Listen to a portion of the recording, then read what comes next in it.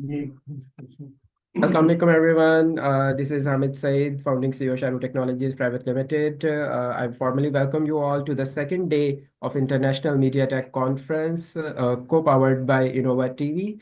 I really welcome you all and really grateful for your time that you guys have joined us today for consecutive day two of this International Media Tech Conference. So I'll formally hand over the floor to our host of the evening, Ms. Arfa Arbi, so she can begin with the proceedings of day two.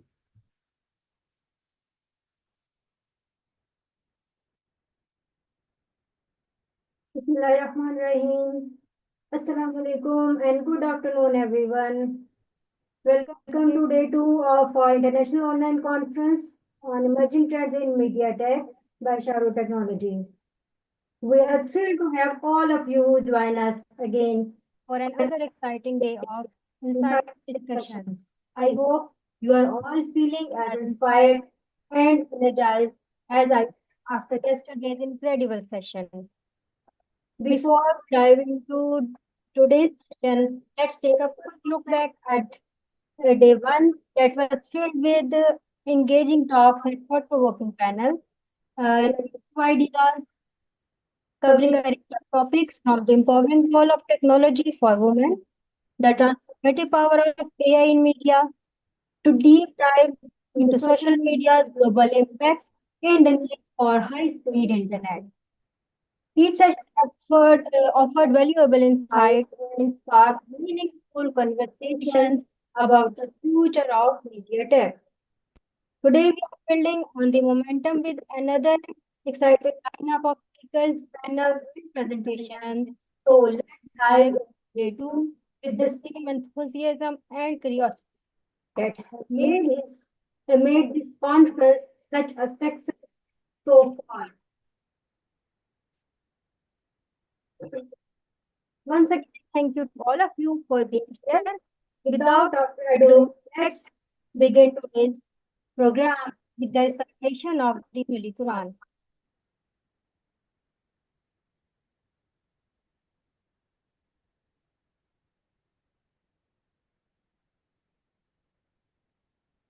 أعوذ بالله من الشيطان الرجيم.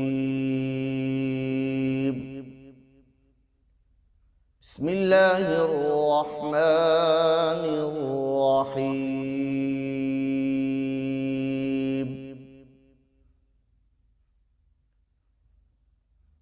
وبشر الذين آمنوا وعملوا الصالحات أن لهم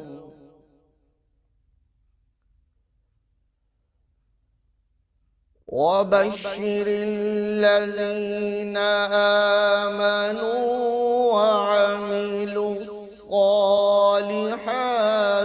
أن لهم جنات تجري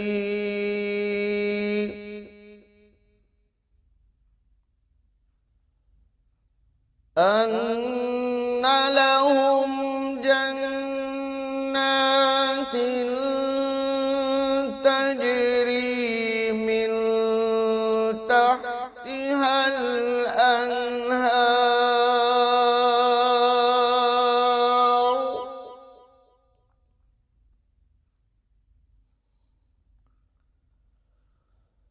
كلما رزقوا منها من ثمرة رزقا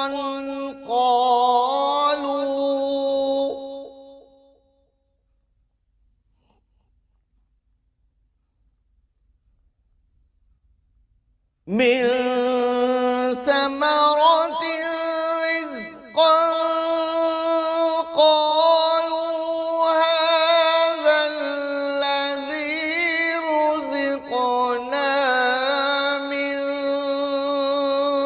قبل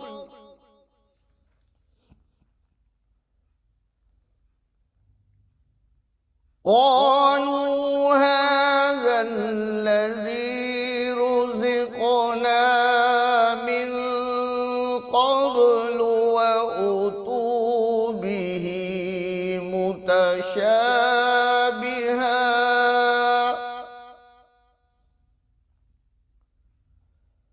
ولهم فيها أزواج مطهرة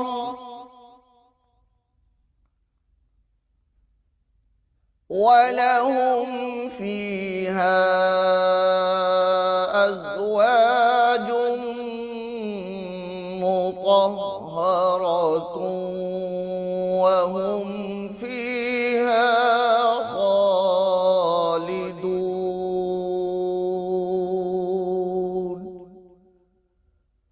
صدق الله العظيم.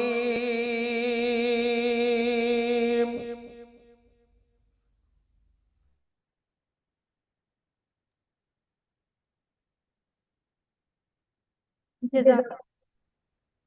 To start first session of day 2, I am honored to introduce Professor Shahruh, a highly respected senior media professional with extensive experience in the industry. Today, he will be sharing his insights on a topic that connects the past and present of media, the importance of radio in the digital era. Professor Iftikhar Rasool, the microphone is yours.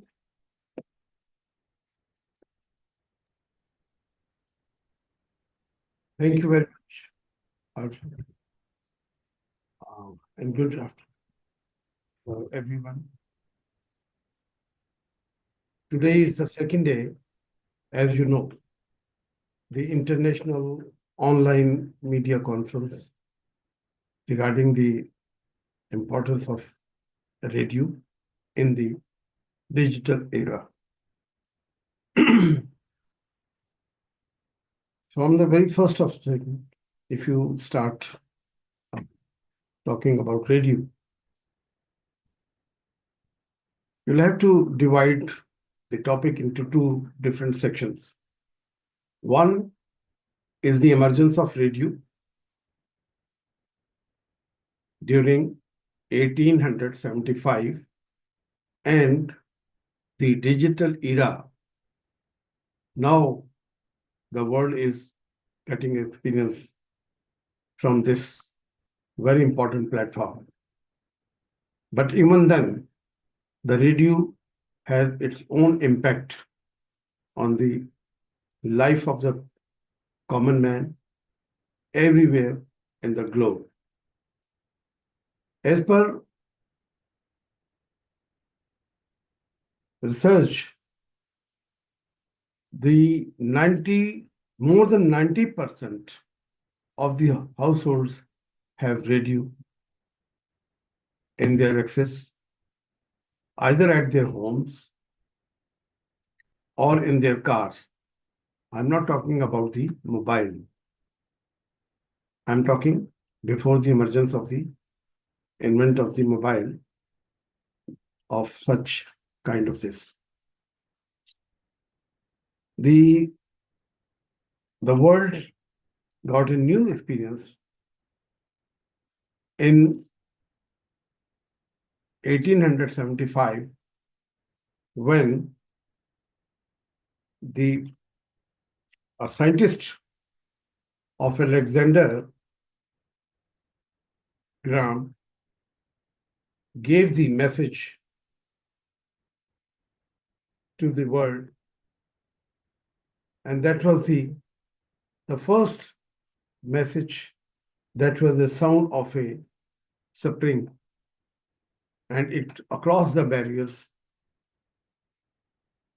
in few seconds. That was the first success of the scientists working in the electronic sector. The successful experience of the Alexander Graham Bell, then we see, I'm just tracing the history, which is very important. Without tracing the history, you can't properly understand the importance of radio. In 1901, the achievement of Marconi gave a new hope that voice can be transmitted to the far-flung areas. And the first experience in this was done by Marconi when his message crossed the Atlantic, and the voice was heard by so many people. And in the area and the range of the 3 miles. So it opened the new venues for the birth of radio. Although it took round about 12 years to reach the climax of the radio broadcasting. After 1913, people came to know that every voice can be listened easily without any extra efforts, just having a set of radio, they can listen the voice of the broadcasters. अगर आप इस चीज को देखें तो आपको महसूस होगा कि रेडियो की इजाद ने हर घर में एक ऐसा मुकाम हासिल कर लिया कि उन्हें महसूस हुआ कि रेडियो उस घर का एक फर्द बन चुका है। और रेडियो ने अपनी इजाद के बाद जब दुनिया ने पहली दफा एक अमेरिकन इलेक्शन की खबर रेडियो पर सुनी तो एहसास हुआ कि बहुत जल्द दुनिया एक ग्लोबल विलेज में बदल जाएगी और हमें जो है वो पैगाम आसानी से मिल सकेंगे और ब्रॉडकास्टर जो बात कहेगा वो हम इस तरह से सुनेंगे जैसे कि कोई हमारे साथ बैठे हमें बता रहा है और हमें सुना रहा है। रेडियो का एक अपना इम्पैक्ट है।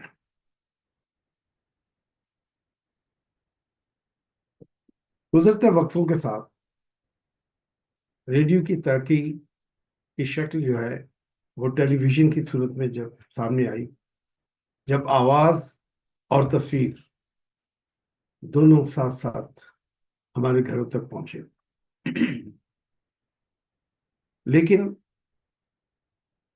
आवाज के साथ तस्वीर का आना, उसके लिए हमें कुछ इस तरह के एफर्ट्स करने पड़े कि तस्वीर को अपने घर तक लेके आने के लिए हमें साइड बाय साइड बहुत सी सहूलतों को अरेंज करना पड़ा, उनको मैनेज करना पड़ा, जैसे कि एंटेनास वगैरह थे, ताकि जब सिग्नल्स मिले तो उससे वो तस्वीर जो है वो वाज़ेह तौर पर क्लियर होके उनके सामने आ सके।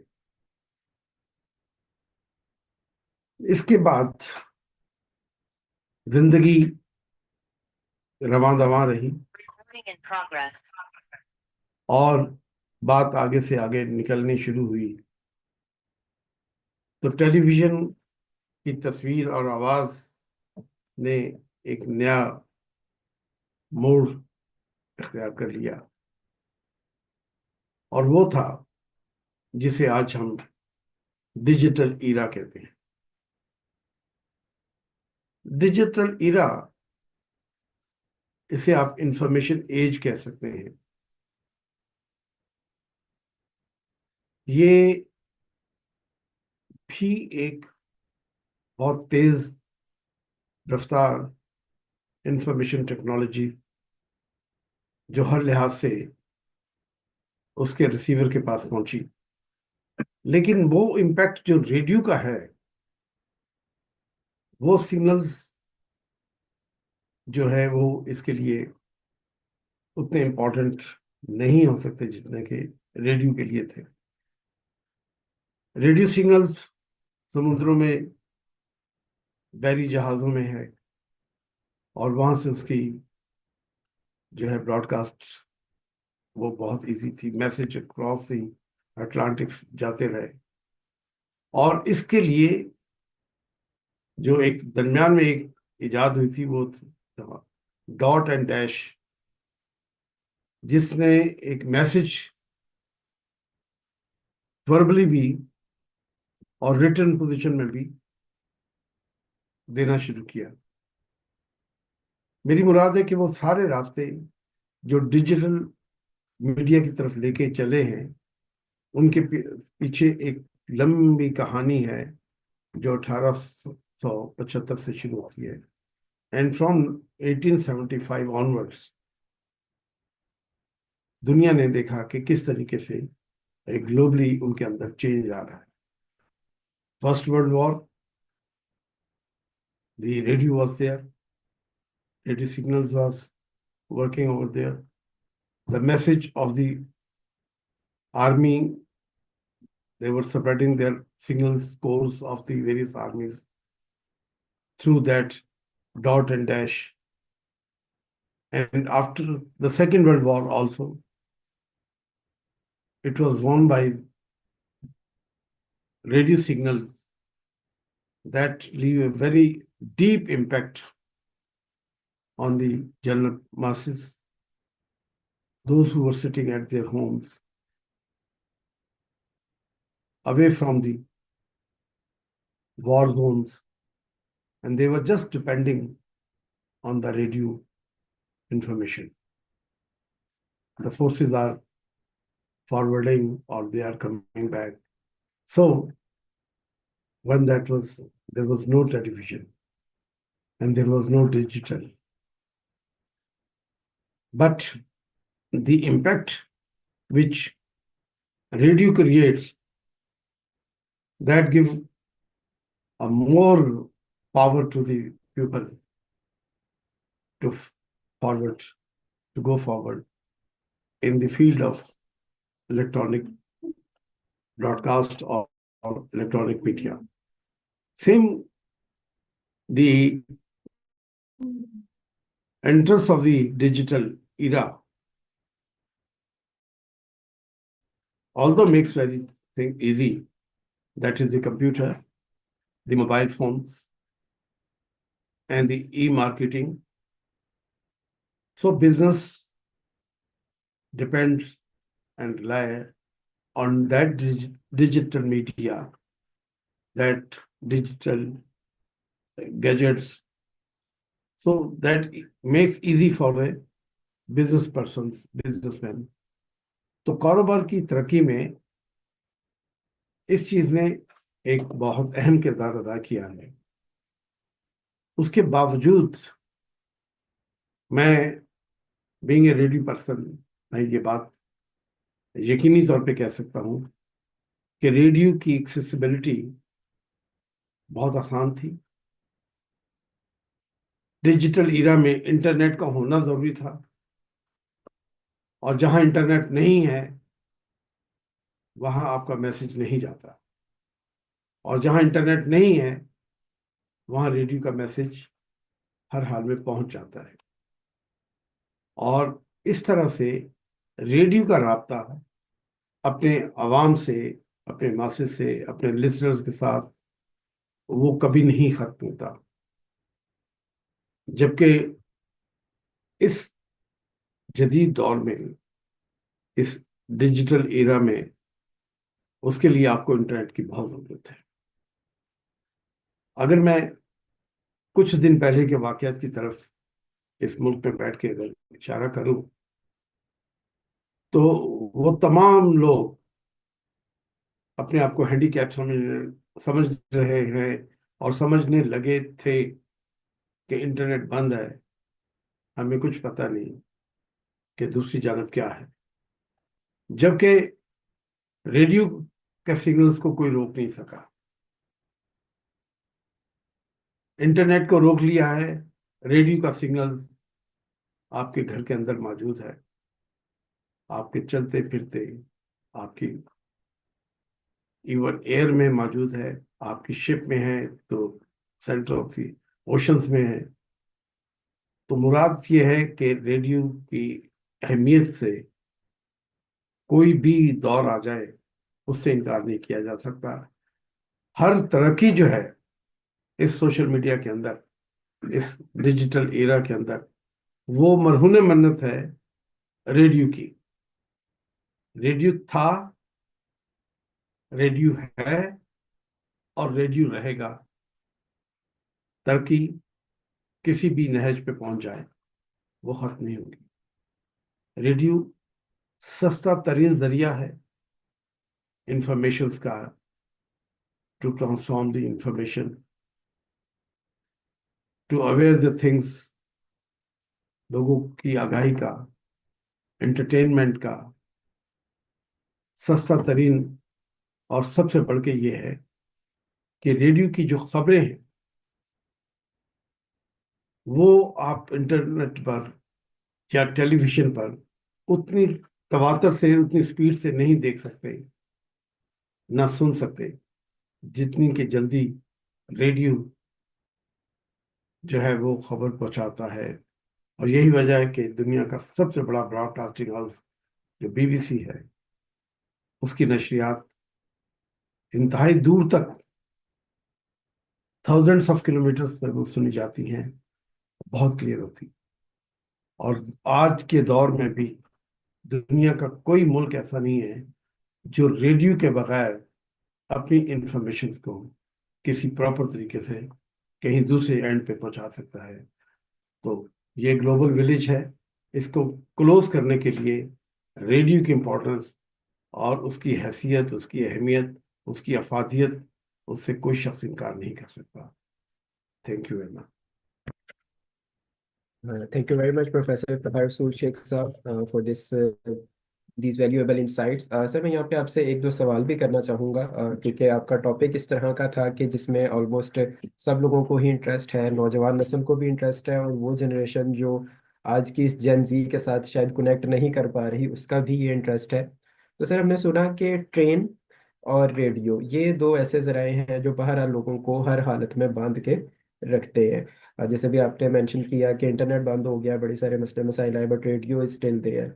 और अगर हम कम्यूट की तरफ जाएं, ट्रैवलिंग की तरफ जाएं, तो ट्रेन एक इस तरह का सोर्स है। तो क्या इन दोनों में आपस में कोई मंतकी कनेक्शन है, या ये बस एक बाय चांस ऐसा है?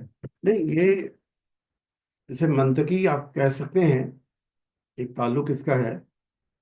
ट्रेन की एक्सेसिबिलिटी जो है वो सड़क से जरा हटके है। जी। मैं अपने ही मुल्क की बात कर लेता हूँ।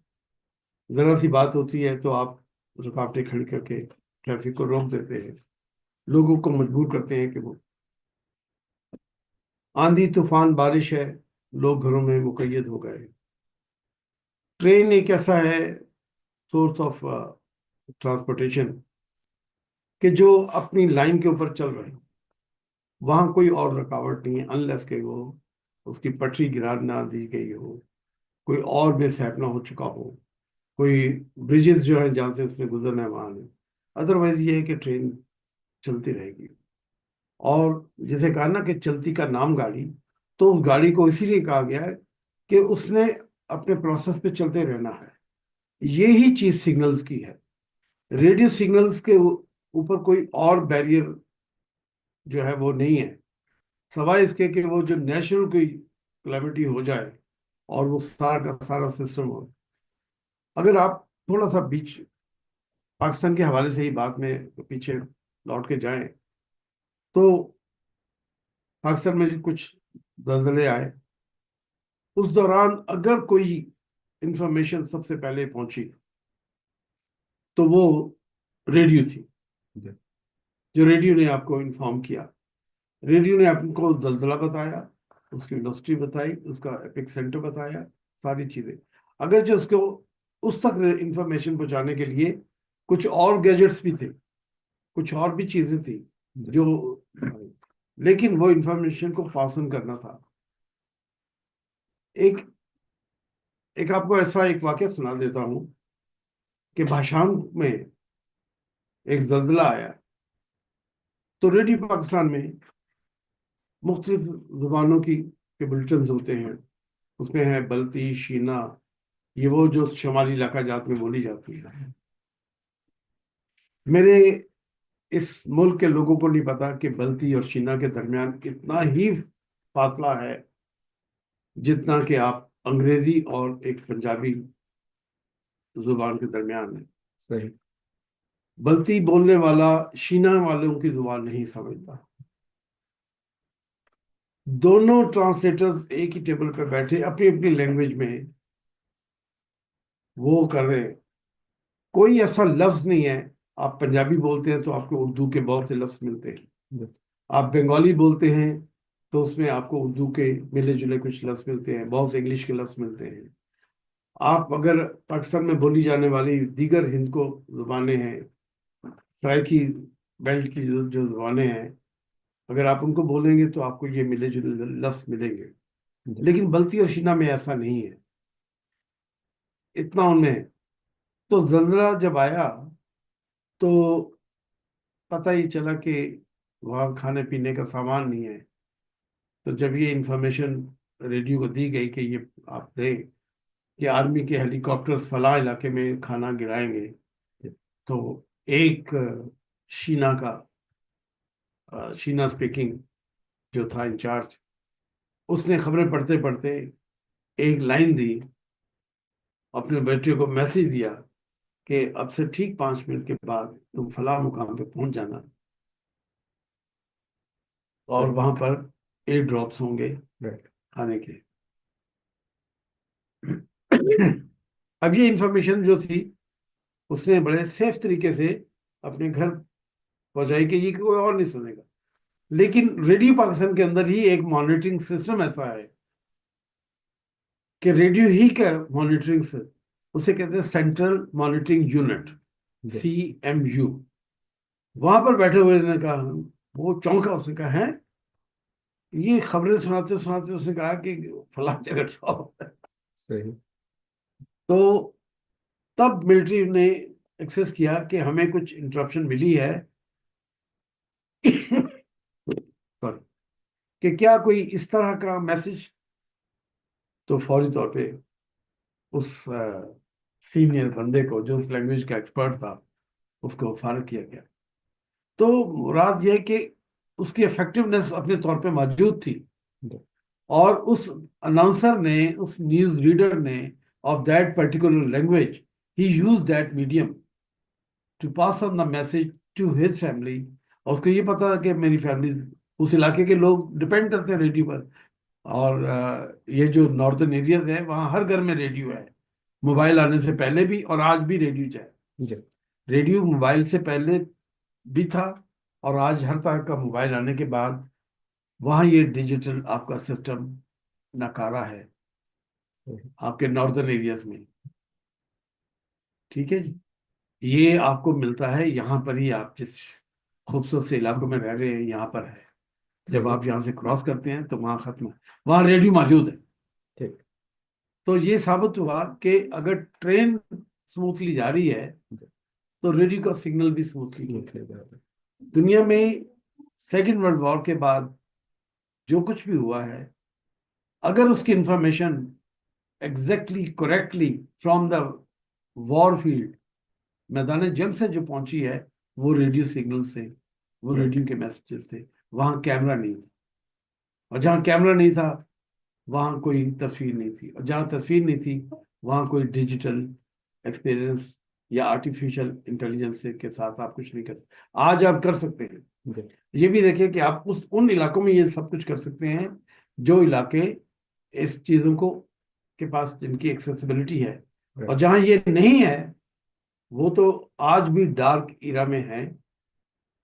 वो आप चाहे दुनिया के किसी भी इलाके में देख लें जाके, आप अपने गर्दोपेश में देख लें, एशिया में देख लें, साउथ में देख लें, और आप यूरोपियन कंट्रीज के एक्सट्रीम में जाकर देखें, आप ऊपर चले जाएं तो बहर मुंजमद जनूबी या शुमाली, वहाँ तो डिजिटल कोई नहीं है। वहाँ तो आपका रेडियो सिग्नल जो है वही है जो आपको गाइड करता है और लेके चलता है, और वो आपको एडवाइस कर रहा है। ठीक। Thank you. बहुत शुक्रिया सर, आपने बहुत अच्छे से इस पूरी चीज़ को एक्सप्लेन किया। और रेडियो और ट्रेन का ये जो एक कनेक्शन बन रहा है, जो कि in case of emergency, in case of crisis communication को मैनेज कर रहा है, इसको आपने बड़े खूबसूरत तरीके से बयान किया। और मुझे तो इस मौके पे, चूंकि हम एक आईटी कंपनी रन कर रहे हैं, तो मुझे तो एक डायलॉग बड़ा अच्छा सा याद आ रहा है कि कंपनीज तीन चीज़ों की बुनियाद पे चलती हैं: कम्युनिकेशन, कम्युनिकेशन और कम्युनिकेशन। तो अनलेस अनटिल हमारी कम्युनिकेशन सेव है, तो आई बिलीव कि हम चीज़ों को अच्छे से रिजॉल्व भी कर सकते हैं। आज का हमारा जो एक पैनल नंबर 4 है, that is very important, and that is primarily related to media diplomacy. तो डिप्लोमेसी भी हम तभी करेंगे जब हमारा कम्युनिकेशन का निज़ाम बहाल होगा, कि एक मुल्क दूसरे मुल्क तक पैगाम रसानी अच्छे से कर पा रहा है, और ना सिर्फ अच्छे से स्टैब्लिश होगा बल्कि वो क्रेडिबल भी होगा। अब जितने नए नए मैकेनिज्म्स आ रहे हैं हमारे पास, ये वीडियो टूल्स आ रहे हैं, एआई आ रही है, लेकिन इसके साथ साथ क्रेडिबिलिटी पे क्वेश्चन मार्क आ गया है कि वो पैगाम जो मुझे मौसूल हो रहा है, क्या ये वाकयातन उसी शख्स ने भेजा है जिसकी तरफ से मुझे ये पैगाम मौसूल हो रहा है। मुझे बड़े अच्छे से याद है ये अभी, चूंकि अब एक मैंने कोटेशन कोट कर दिया, तो एक और कोटेशन एक रिसेंट मूवी से, कि उसमें प्राइम मिनिस्टर कॉल करती है एक पुलिस ऑफिसर को, और उस पुलिस ऑफिसर का प्राइम मिनिस्टर से ये सवाल होता है कि madam prime minister, how I believe that this call is from you. तो आप मुझे प्राइम मिनिस्टर ऑफिस से एक अटेस्टेड फैक्स भिजवाएं, ताकि मुझे बिलीव हो कि ये वाकई मैडम प्राइम मिनिस्टर की कॉल है। So, in this era of media technology and all these emerging trends like AI, machine learning, virtual reality, and especially augmented reality, for the people who know what augmented reality is, we need to be really careful about what we are receiving. Is it true? Is it okay? Fine, maybe it is true, but is it from the person we are dealing with? कि या ये बस हमें receive हो गया है। अभी आजकल हम देख रहे हैं बहुत सारे फेक मैसेजेस आपको रिसीव होते हैं एक ऐसे शख्स की वॉइस में, जिसको आप बहुत अच्छे से जानते हैं, और मैसेज आता है कि जी, I am stuck somewhere and I need some help, और please send me some money on this particular account, and you know get stuck in that trap, और आप वो पैसे उसको सेंड कर देते हैं। और बाद अज़ां जब आपकी उस शख्स से मुलाकात होती है और आप उससे पूछते हैं कि हाँ जी जनाब, ये मैंने आपको पैसे भेजे थे, तो क्या बना इसका, इसका कोई वापसी का स्केड्यूल है? तो वो बेचारे को तो इस बारे में पता ही नहीं होता, क्योंकि किसी ने using all these AI tools उसकी आवाज़ में डबिंग करके आपको ये मैसेज अरसाल किया होता है। So we need to be really careful about these things. और स्पेशली आजकल हम जिस किस्म के एक पोलराइज वर्ल्ड में जी रहे हैं, जहाँ जुल्म का भी दौर दौरा है, जहाँ लोगों को चुप भी करवाया जाता है, और जहाँ सिमियोटिक्स के थ्रू मार्केटिंग में उन चीज़ों को सही बना के दिखा दिया जाता है जो कि बिल्कुल भी सही नहीं होती। तो सिमियोटिक्स की मैं एक मिसाल यहाँ मेंशन करता जाऊँ, चूँकि मीडिया टेक के लोग बैठे हैं, वो ज़्यादा इसको बेहतर से समझेंगे कि सिम्योटिक्स में मार्केटिंग कंपनीज ये करती हैं कि एक ऐसी चीज़ को ट्रू बना के दिखाती हैं जो कि असल में ट्रू नहीं होती। फॉर एग्जांपल, आप किसी भी टोबैको कंपनी का ऐड देखें, तो वो टोबैको कंपनी का ऐड आपको क्या दिखाएगा कि एक नौजवान सा घोड़ा है, उस पर खूबसूरत सा नौजवान बैठा हुआ है, और वो पहाड़ी इलाकों की सैर को गया हुआ है, और उसका घोड़ा दगड़ दगड़ दगड़ दगड़ भागे जा रहा है, और वो जनाब बड़ी मर्दानगी की मिसाल आपको दिखाई जाती है। जबकि असल में ये जो तंबाकू नोशी है, ये इसके बिल्कुल ऑपोजिट असरात मुरतब करती है। तो this is kind of symbiotics we are dealing with. और इसको फिर सिर्फ आप तंबाकू नोशी तक महदूद ना कीजिएगा। मैं अपनी इस बात को अपनी जो हमारा नेक्स्ट 1 मिनट का एक सेशन है छोटा सा, उसके साथ लिंक करूंगा, कि हम जिस मिस इन्फॉर्मेशन के दौर में जी रहे हैं, हम देख रहे हैं कि फ़लस्तीन में क्या हो रहा है, और हम ये भी देख रहे हैं कि हम तक क्या पहुंचाया जा रहा है। हमारा सारा मेन स्ट्रीम मीडिया खामोश है। आई बिलीव प्रोफेसर इफ्तिखार रसूल शेख साहब इस पर कुछ बात करना चाहेंगे, sir please. Thank you very much mister Hamid. आपने अभी बहुत खूबसूरत तरीके से एक मिसाल दी, और उस मिसाल को मैं थोड़ा सा किसी और कॉन्टेक्स्ट में, और ये जो बात करने लगा हूँ ये रजिस्टर्ड है मेरे इरा के की बुक्स में। एक है वो Smith Smith and Smith company. एक कॉल आती है, may I talk to mister Smith. Receiver कहता है कि sorry, he is not over here. वो कहता है, can you talk to again mister Smith? कहते हो, I am sorry, he is also not over here. कहता नहीं, I want to talk to mister Smith. कहता yes, I am speaking. Okay. That means there were to other Smiths also. तो identically उसमें इतनी confusion आई कि ये message जो था उस बिजनेस का, वो बड़ा फेक सा था, कंफ्यूज किया हुआ। हमारे यहाँ भी बहुत सी चीजें हैं। अगर आप इजाजत दें तो थोड़ी सी ये बात है जी कि प्लीज। इस वक्त मुल्क में कुछ हो रहा था और एक साहब को दिखाया गया कि वो फलां जगह पर मौजूद है, जबकि हकीकत है कि वो वहां से कई किलोमीटर पीछे है। जी तो ये जो फेक है इंफॉर्मेशन, ये डैमेज करती है आपके उस जो लेवल ऑफ कॉन्फिडेंस है। Whereas in every broadcast of the world, authenticity is the prerequisite. Right. कोई रेडियो अफोर्ड नहीं कर सकता अनलेस कि वो प्रोपागेंडा बेस्ड ना हो, जी कि वो झूठ इंफॉर्मेशन आपको पास ऑन करें।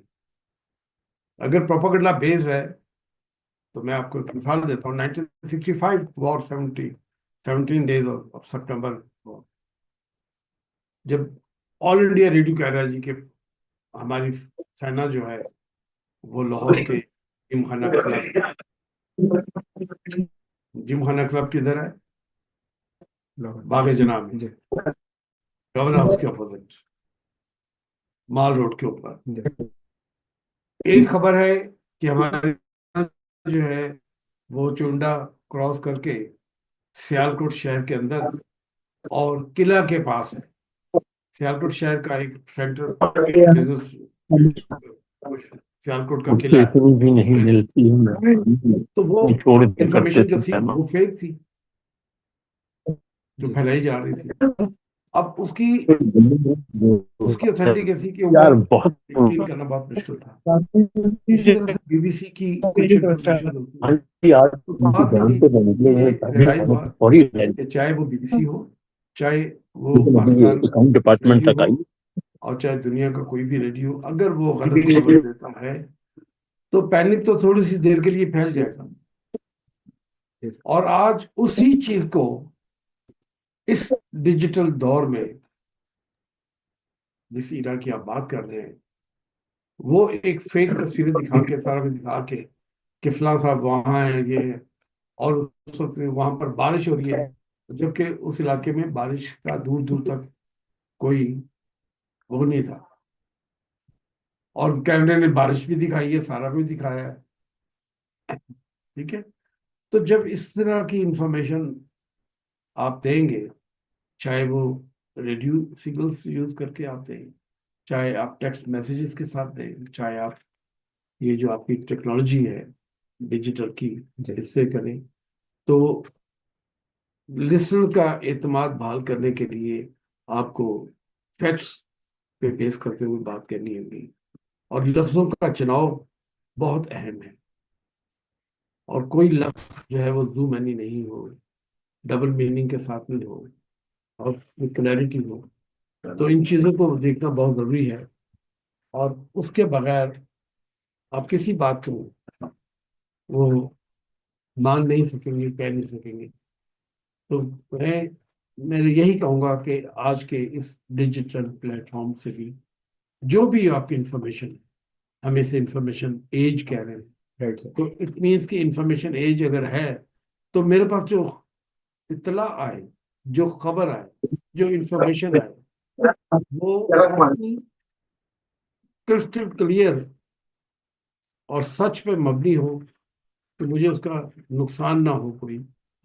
ठीक है। जी तो सर। ये चीजें हैं। Thank you very much.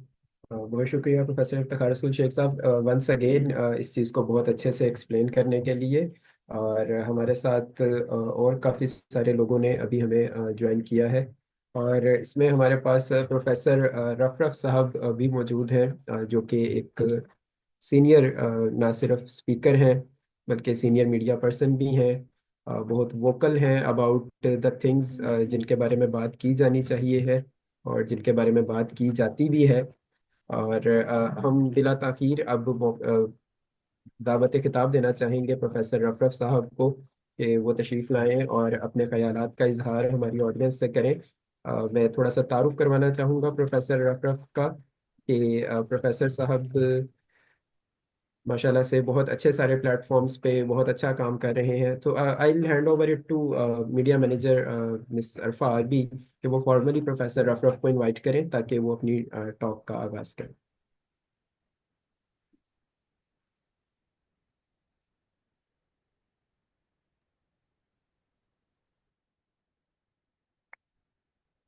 My side thank you so much professor Shakharat, आपने बहुत अच्छे तरीके से रेडियो के हवाले से एक्सप्लेन किया। Now it's my honor to introduce our next keynote speaker, Professor M.A. Rafraf.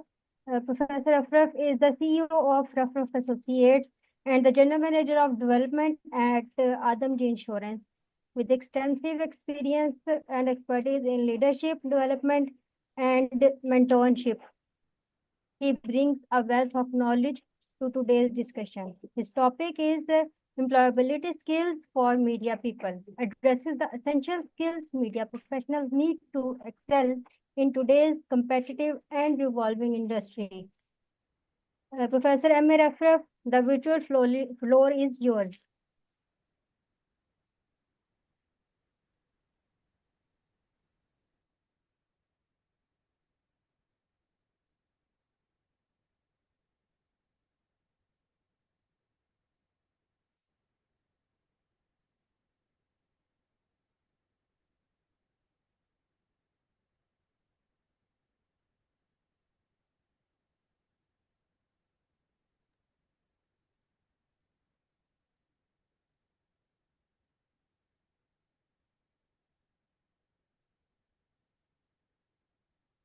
Professor रफरफ साहब, आप हमें सुन सकते हैं?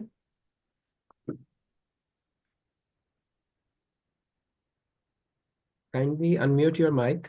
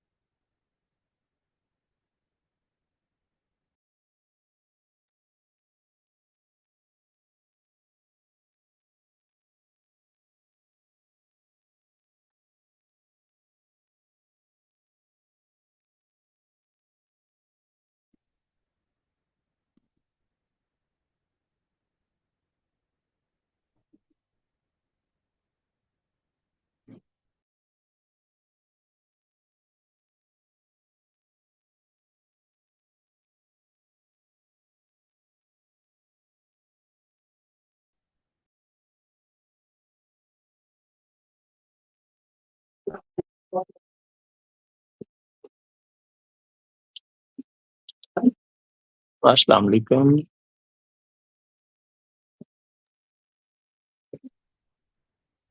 जी वालेकुम सलाम। जी प्रोफेसर साहब, हम आपको सुन सकते हैं। ओके, बस फिर ठीक है, तस्वीर नहीं आ रही तो कोई नहीं।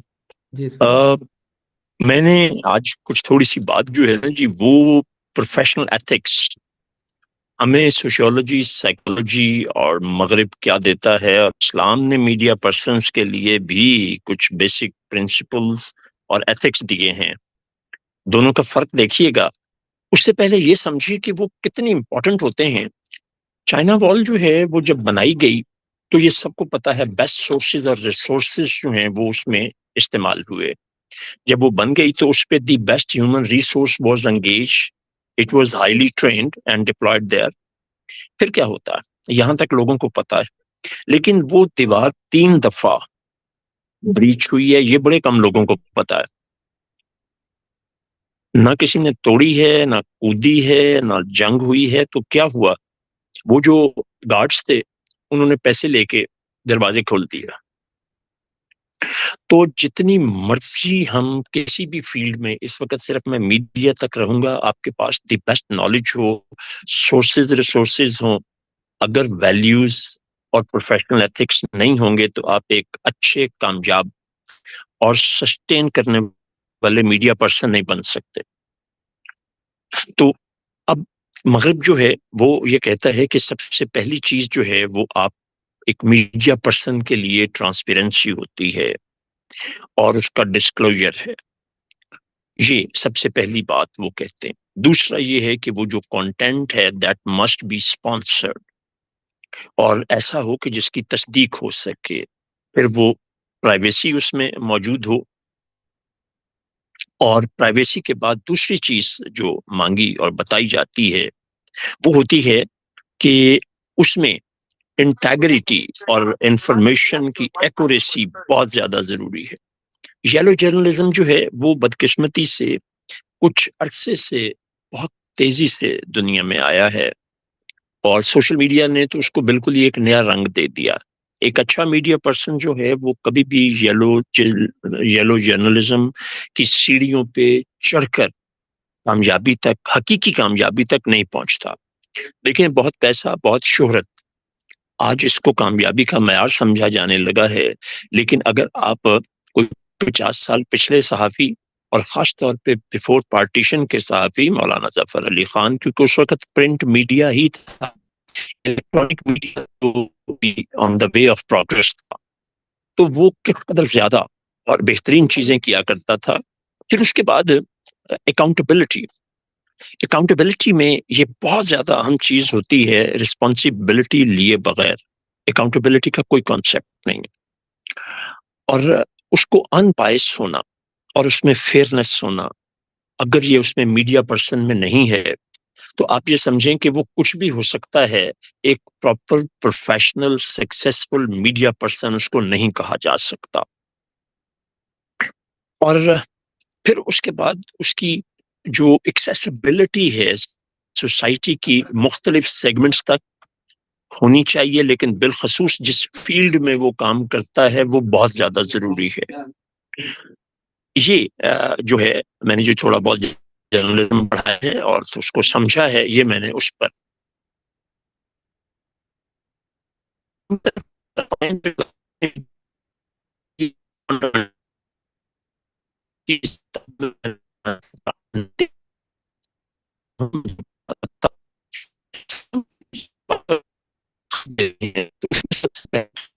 तो उसमें सबसे पहले देखिए कि अगर हम और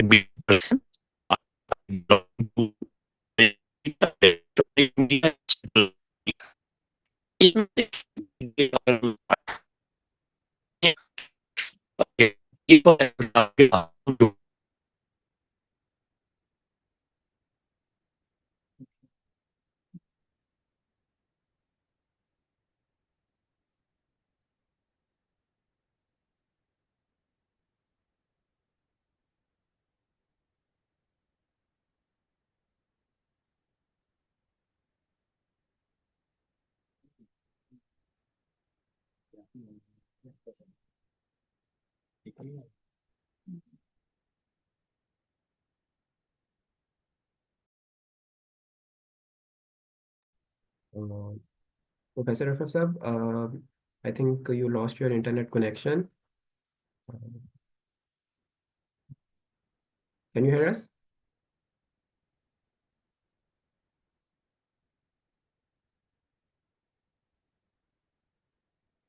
Okay, so for the audience, I'm just gonna announce our next activity. That is a panel discussion. So this is the panel 3 of this international online conference on media technologies, and this is about the ethical considerations for social media.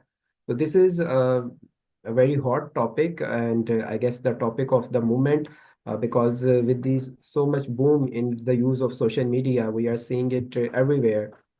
So social media has become an unguided tool where almost everyone from age 13 above is there. So we need to be really careful about these kind of media platforms. So we guys are calling it digital media, but so I believe that social media is way more than the regular digital media, because it has given the rights and the swords in the hands of people who are not really capable of handling it. So we need to be really careful about these kind of media. And we are shortly gonna begin with this panel discussion. So I'll be moderating this panel discussion myself. I'll ask Mr. Farbi to just give a brief introduction of this panel, so then I can welcome my esteemed panelist for this.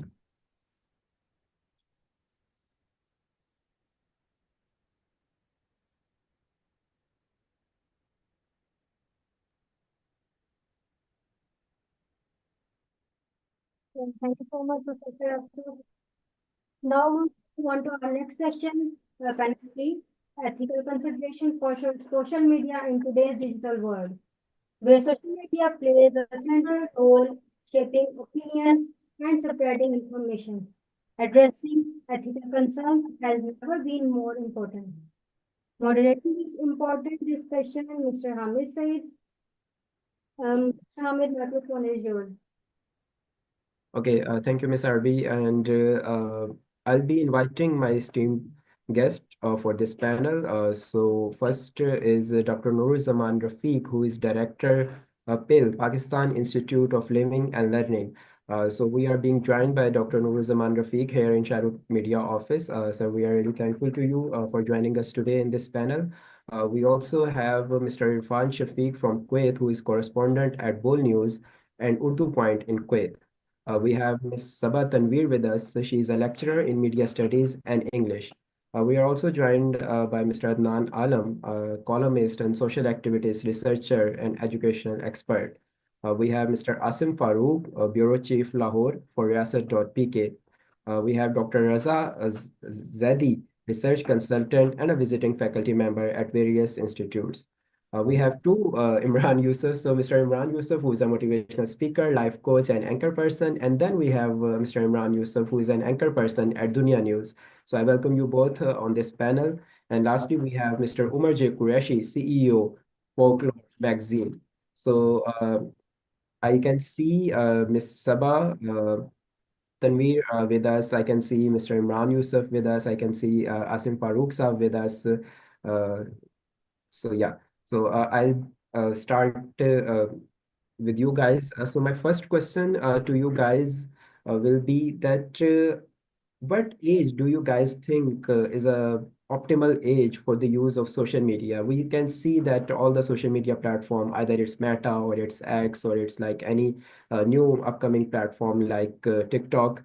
So what age do you guys think is really appropriate for usage of these kind of social media? Is the 13 years of age is really an optimal age? A person of this age can really handle that. So I'll start with Dr. Nur Zaman Rafiq, who is a subject matter expert. So he can answer that. And following him, I would like to listen from all other esteemed panelists. Sir, please. Thank you very much. Thank you very much. I'm really grateful to you and the Shahruh Technology, who has given me this opportunity to talk about this very specific and very special issue. The reason being that as far as when we are talking about the social media, it is just like Urdu में एक चीज है कि हम कहते होते हैं कि जी किसी ऐसे शख्स के हाथ में कोई चीज दे देना जिसका उसको हुनर नहीं आता. Now, basically, you have just mentioned about the age of 13 years. When we talk about the 13 years of age, who can handle the social media and these things, unfortunately, you know that in our country, even the 10 years are actually using the social media as well. But when we look around, human growth or the person who's actually growing up, his brain is actually mature enough to take up the things after the age of 25. Though his other growth is completed by 18 years of age, but when we talk about brain, there are many things that it will take a little bit of time over there, and then the brain will be completely I would say, developed to take up any sort of issues. You see, when we talk about the teenagers, what they are doing, that they believe that whatever is available on social media, we just have to copy those things. And in the recent past, when we talk about certain countries, particularly developed countries like Australia has even totally banned as far as certain social media is to be taken up by the children. And screen time has actually been reduced over there. And when we talk about our part of the world, that is Pakistan, India, Bangladesh, Sri Lanka, and Nepal, uh, people are more inclined to make money. Particularly, I'm talking about those who cannot actually handle those things, who are illiterate, who are belonging to the rural areas. They just start actually making up such sort of, the dramatic and other things that which are actually being seen by the others, and they are just minting money out of it, but they don't know what is going to happen later. And this particular thing has even in certain cases, this pornographic photos or the videos which has been actually collected by certain people of those particular, teenagers over there, and they have started blackmailing those people. So the use of social media is not is bad as far as the brain is concerned, bad as well as for the physical or the cultural side is concerned. So we have to look into it that this thing should be stopped, and there should be some legislation related with that, that from which age you can actually utilize those. I can give you the example of a little kid of who is around 5 years or 6 years, and there was he actually met with some policemen. He just talked about his chicken that it has been actually Missing. yeah, you must have seen that. And what happened? That it went viral over there, and then everybody is actually calling him up Right. just to get attention of that since he is now a hero, and we should be actually making more of these, little TikToks and these things. Unfortunately, the culture which is developing, and in certain cases, the words which are being used by that little kid, that is not the word he can use at that particular age. Right. And that means that certain words are being actually spoon fed to that person, and he is actually using them. So we have to look into it that we should be actually looking into it that uh, the teenagers should not be allowed to use the social media. Thank you very much, Dr. Nurzaman Rafiq, for your valuable insights, and you have quite elegantly summarized everything. So I have two esteemed panelists, Ms. Sabah Tanveer and Mr. Imran Yusuf. These guys are trying to create a lot of good content as compared to the kind of content we were just discussing, and they are also dealing with teenage students. So I would like to ask Ms. Sabah Tanveer कि ये जो हम कह रहे हैं कि हमने बंदर के हाथ में माचिस पकड़ा दी है, तो इन बच्चों से आपका तो बड़ा पाला पड़ता रहता है, तो कैसे डील करें जी इनसे?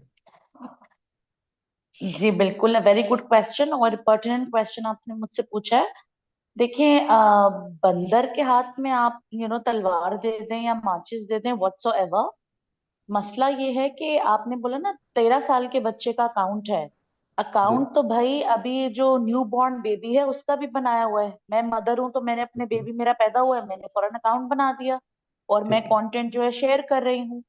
तो the mother is not thinking कि उस बच्चे का जिसका मैंने अभी वो न्यू बॉर्न है, समझे 1 महीने का है या 10 दिन का है, मैंने उसका अकाउंट बना दिया, मैं उसकी रोजाना पिक्चर्स और वीडियोस अपलोड कर रही हूँ, तो वो बच्चा मीडिया से एक्सपोज हो चुका है।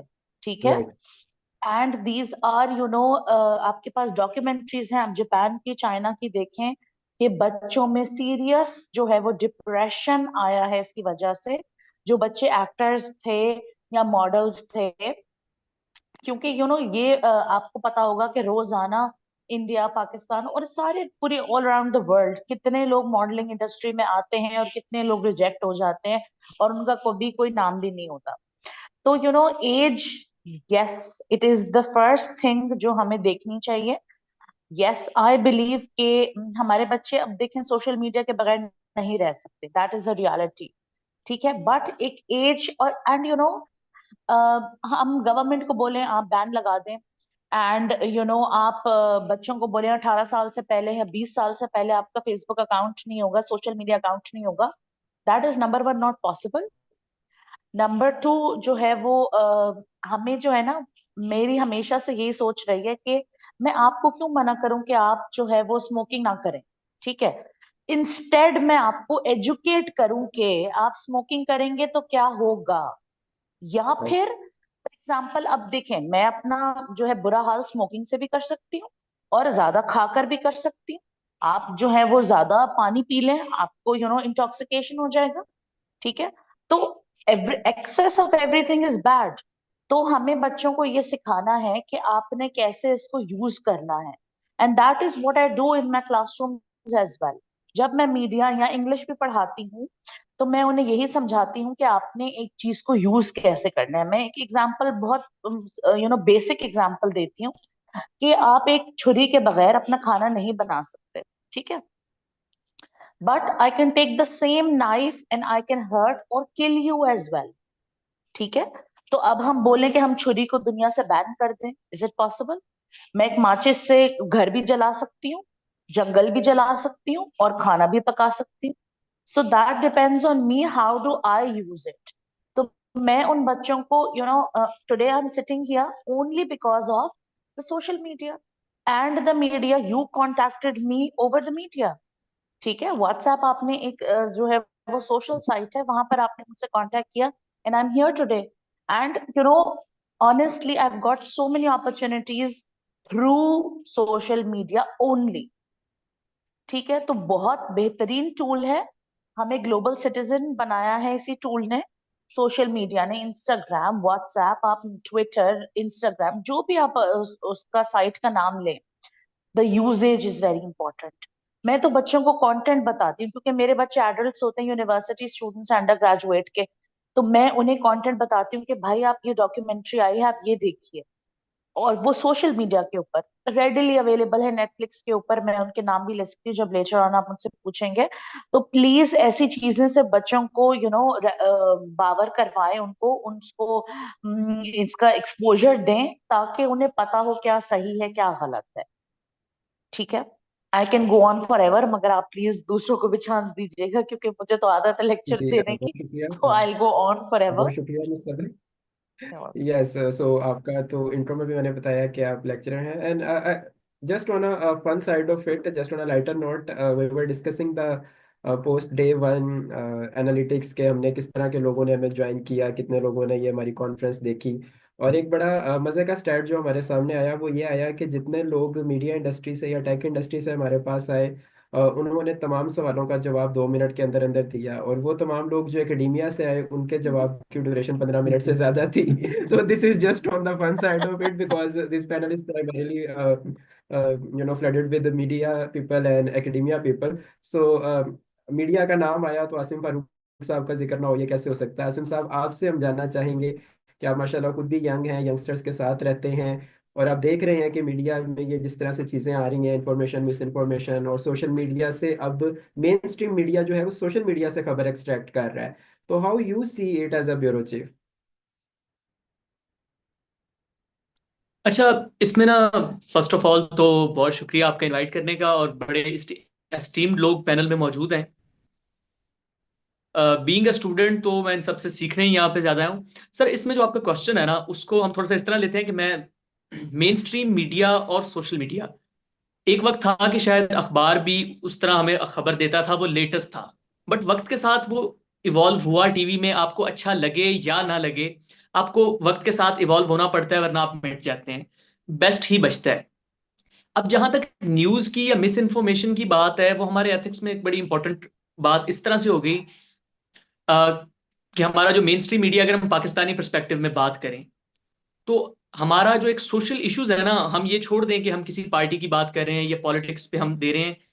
तो मैं क्योंकि मेन स्ट्रीम मीडिया में काम कर चुका हूं, तो उसमें मैं आपको बता देता हूं कि हम न्यूज कैसे कवर करते हैं, और जो हमारे मीडिया से दोस्त हैं वो इस चीज को सेकंड करेंगे।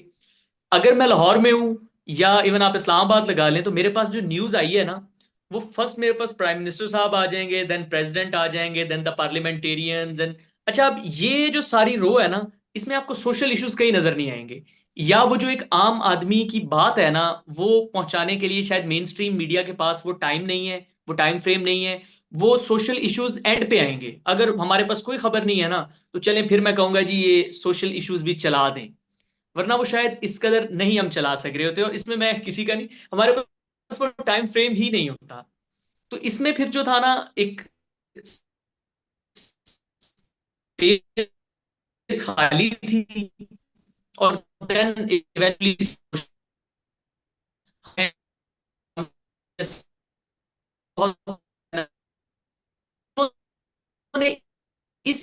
चीज को पकड़ा कि मेन स्ट्रीम चैनल्स को कवर नहीं कर रहे हैं ना, मॉडल चल एडवर्टाइजिंग पर।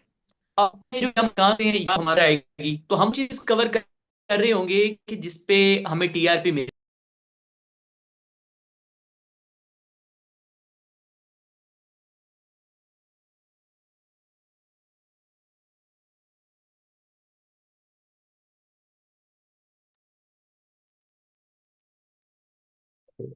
Thank you, Mr. Asim Farouk, for your response. और आई कैन सी कि मिस्टर इमरान यूसुफ साहब जो कि एक मोटिवेशनल स्पीकर हैं, आई कैन सी हिम। सो इमरान साहब, मैं आपसे भी जानना चाहूँगा, क्योंकि आप ये टीन एज स्टूडेंट्स के साथ तो बहुत ज़्यादा डील करते हैं, और as rightly said by miss Saba कि आपका भी फ़लसफ़ा यही है कि बजाय कि उनको मना करने के, उनको तरीक़ाकार बताया जाए। तो वो तरीक़ाकार आप किस तरीके से कन्वे करते हैं? काइंडली ज़रा हमारी ऑडियंस को भी इस हवाले से गाइड कीजिएगा। जी अस्सलाम वालेकुम सबको first of all and thank you very much Shahrukh technology to providing such wonderful opportunity. सीखने का एक बहुत जबरदस्त सबके लिए मौका and right now I am going to see that माशाल्लाह distinguished people are sitting over here like Noor Zaman sahab. He is very good senior friend of mine. Sabat Tanveer is very good friend of mine from Karachi and माशाल्लाह बहुत अच्छी उन्होंने गुफ्तगू की। रफरफ साहब, he is also a very serious good friend, और इनसे हम यकीनी तौर पे बहुत कुछ सीखेंगे। ये जो टॉपिक है, it's very important topic and it's you can see my Facebook और जितना भी मेरा सोशल मीडिया, ये it's my one of my favourite topic, क्योंकि मैं जो भी बात करता हूँ ह्यूमन बिहेवियर की बात करता हूँ। मेरा जितना भी यूट्यूब चैनल है, इस पे मेरे बहुत से मॉर्निंग शोज और टीवी टॉक शोज में भी इसमें मैंने बहुत बात की है। ये वक्त की जरूरत है। कैसे actually with the paste of era different तरह के जो है ना, हमें मुख्तलिफ तरह की टेक्नोलॉजी, मुख्तलिफ तरह की चीजों का सामना करना पड़ता है। जब माइक्रो ये जो फोन आया, ये जो ग्रामोफोन आया सबसे पहले शायद, तो आपको पता है कि लाहौर और पंजाब में ये और बहुत सी जगहों पे बैन कर दिया गया, और ये कहा गया कि जिसने अजान सुनी है ये लाउड स्पीकर पे, वो अपना उसका निकाह भी खत्म हो गया है। इस हद तक नहीं कि टेक्नोलॉजी को हम इतनी ज्यादा वेलकम नहीं करते, टाइम लगता है। बल्कि अगर रफसर साहब बैठे हैं, हिस्ट्री को समझते हैं, सल्तनत उस्मानिया में भी जब ये हुआ कि प्रिंटिंग प्रेस का आया, तो उन्होंने कहा कि प्रिंटिंग प्रेस पे ये हराम है वगैरह वगैरह। तो फर्स्ट ऑफ ऑल मेरा पॉइंट ऑफ जो बात करने का ये कि हम तो टेक्नोलॉजी को, नई चीज को एक्सेप्टेंस जो है ना, वो जरा देर से मिलती है, और जब एक्सेप्टेंस देर से मिलती है तो उसके जो सही यूटिलाइजेशन है, उसको सही उसके तरीके के इस्तेमाल करने में भी टाइम लगता है। सोशल मीडिया इस एक दौर की एक ऐसी रेवोल्यूशनल चेंज है कि इसके जरिए हमने पूरी दुनिया को हमने बदलते देखा। मिस सबा भी उसी दौर की हैं, और उससे पहले भी मेरे सीनियर्स, तो इससे भी कि हमने वीसीआर आते जाते देखा, सीडीज आते जाते देखी, और बहुत सी टेक्नोलॉजीज को बदलते देखा। इस वक्त अगर हम बिहेवियर और उस हवाले से बात करें और एथिक्स की बात करें, तो ये जो टेक्नोलॉजी, ये सारा कुछ आया, इस how to use, how to handle, इसमें सबसे पहले रिस्पॉन्सिबिलिटी बनती है पेरेंट्स की। आपने बात की कि हम डील करते हैं अपने टीनेजर्स के साथ, तो वो तो बच्चे हैं, वो बिल्कुल मैं सबा ने बड़ी अच्छी बात बंदर हाथ माचिस वो चटक और छुरी की जो मिसाल दी है, बिल्कुल छुरी को हम किस तरह से इस्तेमाल कर सकते हैं, इट्स अप टू अस। बच्चे को हम छुरी 2 साल के बच्चे को नहीं पकड़ाते, उसे कहते हैं कि बच्चा ये लग जाएगी। फिर वो ग्रेजुअली सीखता है कि हाँ ये मेरी माँ जो है वो एप्पल भी काटती है, लेकिन इसे हाथ भी कट सकता है। वो उसको सेंस डेवलप होती है। ये टाइम लगता है। इसी तरह से सोशल मीडिया के प्रॉपर इस्तेमाल का वक्त लगेगा, क्योंकि इस वक्त हमने देखा, और खास तौर पे जो पंजाब में वाकया हुआ, पंजाब एक निजी कॉलेज के हवाले से, या और भी अब सियासी मामलात में किस तरह से हम इस्तेमाल करते हैं सोशल मीडिया को, मींस के हम अपने सेंस ऑफ रिस्पॉन्सिबिलिटी अक्सर लोगों में हम देखते ही नहीं है कि जो मैं पोस्ट कर रहा हूँ या कर रही हूँ, क्या ये हम मुझे करनी चाहिए। तो ये टाइम लगेगा।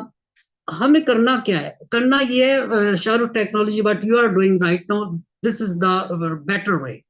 इट अवेयरनेस, अवेयरनेस फैलाएं जितनी से ज्यादा हो सकेगी। फिर जैसे मैंने कहा पेरेंट्स का रोल, और उसके बाद रिस्पॉन्सिबिलिटी है टीचर्स की। जैसे कि मैं एक टीचर हूँ, 25 साल से ज्यादा हो गया मुझे स्कूल चलाते हुए, तो मेरी ये असेंबली में हमेशा होती है कोशिश के हर एक नए टॉपिक पे बच्चों को अवेयरनेस दी जाए। और मेरा सबसे ज्यादा जो फोकस होता है, चूंकि आजकल ये आ रहा है यही, तो इस पे फोकस होता है कि बहुत जरूरी है कि इसके ऊपर हम बच्चों को अवेयरनेस दें कि किस तरीके के साथ हमने टेक्नोलॉजी को यूज करना है। तो ओवरऑल ये with the passage of time, ये 2 4 5 साल 10 साल लगेंगे, हम इससे समझ जाएंगे, लोग अवेयर, वेल अवेयर हो जाएंगे। तो ये जो छोटी छोटी चीजें होती हैं जिससे हम हादसात का भी शिकार हो जाते हैं और इस तरह, तो वो हमें सेंस ऑफ रिस्पॉन्सिबिलिटी हमारे बच्चों को आएगी। तो इंशाल्लाह एक वक्त आएगा कि हम इससे बेहतर नतीजा हासिल करें। जी इंशाल्लाह जी। बहुत शुक्रिया इमरान यूसुफ साहब। और मुझे बड़ी खुशी है कि हमारा एटलीस्ट एकेडमिया एक पेज पे है। मिस सबा तनवीर और मिस्टर इमरान यूसुफ, इन दोनों के रिस्पॉन्सेज बड़े अलाइंड थे। वरना अभी तक इस कॉन्फ्रेंस में हमने बड़े 180 डिग्री अपोजिट रिस्पॉन्सेज भी देखे हैं। लेकिन वो भी एक डाइवर्सिटी है, वी ऑल्सो अप्रिशिएट दैट। लेकिन यहाँ तक आई एम वेरी हैप्पी कि हमारा एकेडमिया एक पेज पे है।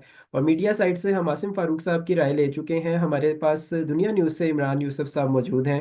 इमरान यूसुफ साहब, आप मुझे सुन सकते हैं? आपका माइक म्यूट है, अगर आप काइंडली अपने आप को अनम्यूट करें तो हम आपसे भी कुछ सवाल पूछना चाहेंगे। जी, I can see your mic जी अनम्यूटेड। हामिद सो साहब। जी, thank you very much Imran Yousuf साहब for joining us from Dunya News. और आपसे हम ऑब्वियसली मीडिया साइड का कुछ सवाल पूछना चाहेंगे। So I was asking mister Asim Farooq कि आजकल हो ये रहा है कि सोशल मीडिया एक source of news and source of information बन गया फॉर मेन स्ट्रीम मीडिया। तो इसको आप किस तरह से देखते हैं कि सोशल मीडिया तो ऑलरेडी मिस इन्फॉर्मेशन का घर है, और अगर मेन स्ट्रीम मीडिया भी वहीं से न्यूज़ पिक करना शुरू कर देगा, तो इसको कैसे फिर हम लोग मेक श्योर करेंगे न्यूज़ की क्रेडिबिलिटी को? ये बात इनकी बिल्कुल 100% ठीक है हामिद भाई, कि जो सोशल मीडिया ना, उन्होंने ठेका ले लिया हुआ है फेक न्यूज़ का। उन्होंने ठेका ले लिया हुआ है फन का, एंटरटेनमेंट का, लोगों को जलील करने का, माजरत के साथ। मिस सबा तनवीर ने बहुत अच्छी बात की कि ज़रूरी नहीं है कि सोशल मीडिया पे बुराई ही है, उसमें अच्छाई भी है। उसमें बहुत अच्छी चीज़ें जो हैं वो भी हमें देखने को मिलती हैं, उसमें शेयर करने को मिलती हैं। लेकिन at the same time social media पे क्योंकि हमारा टॉपिक एथिक्स पे है ना, तो हर चीज पे एथिक्स का होना बहुत जरूरी है। लोगों को पता ही नहीं है कि एथिक्स है क्या। इसमें किस तरह से इसका इम्प्लीमेंटेशन किया जा सकता है, अखलाकियात है क्या। लोग इसको टॉपिक की तरह लेते हैं, थोड़ा सा इसको डिस्कस करते हैं, साइड पे कर देते हैं।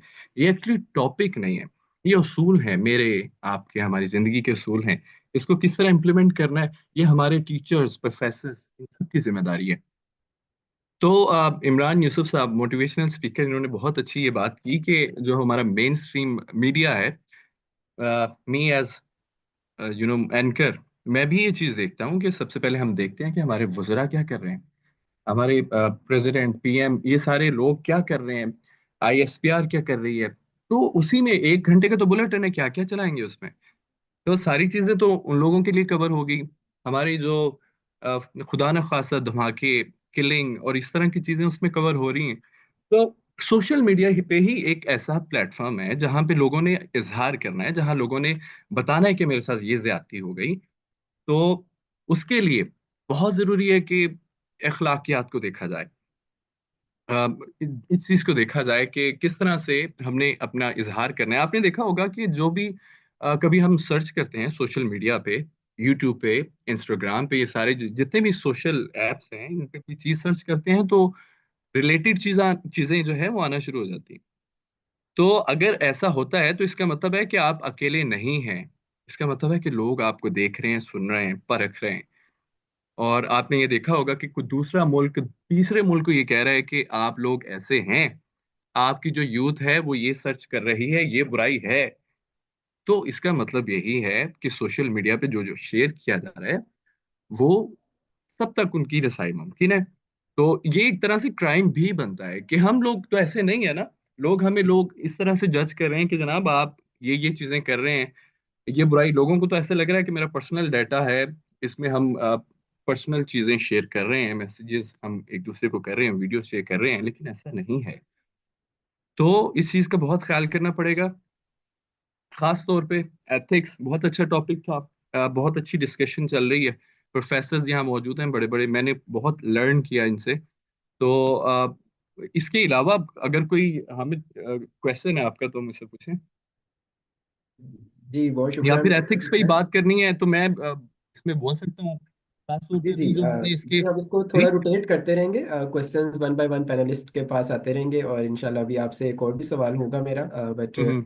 आई would like to talk professor रफरफ। I am seeing that he is connecting his audio, so professor साहब, can you hear us?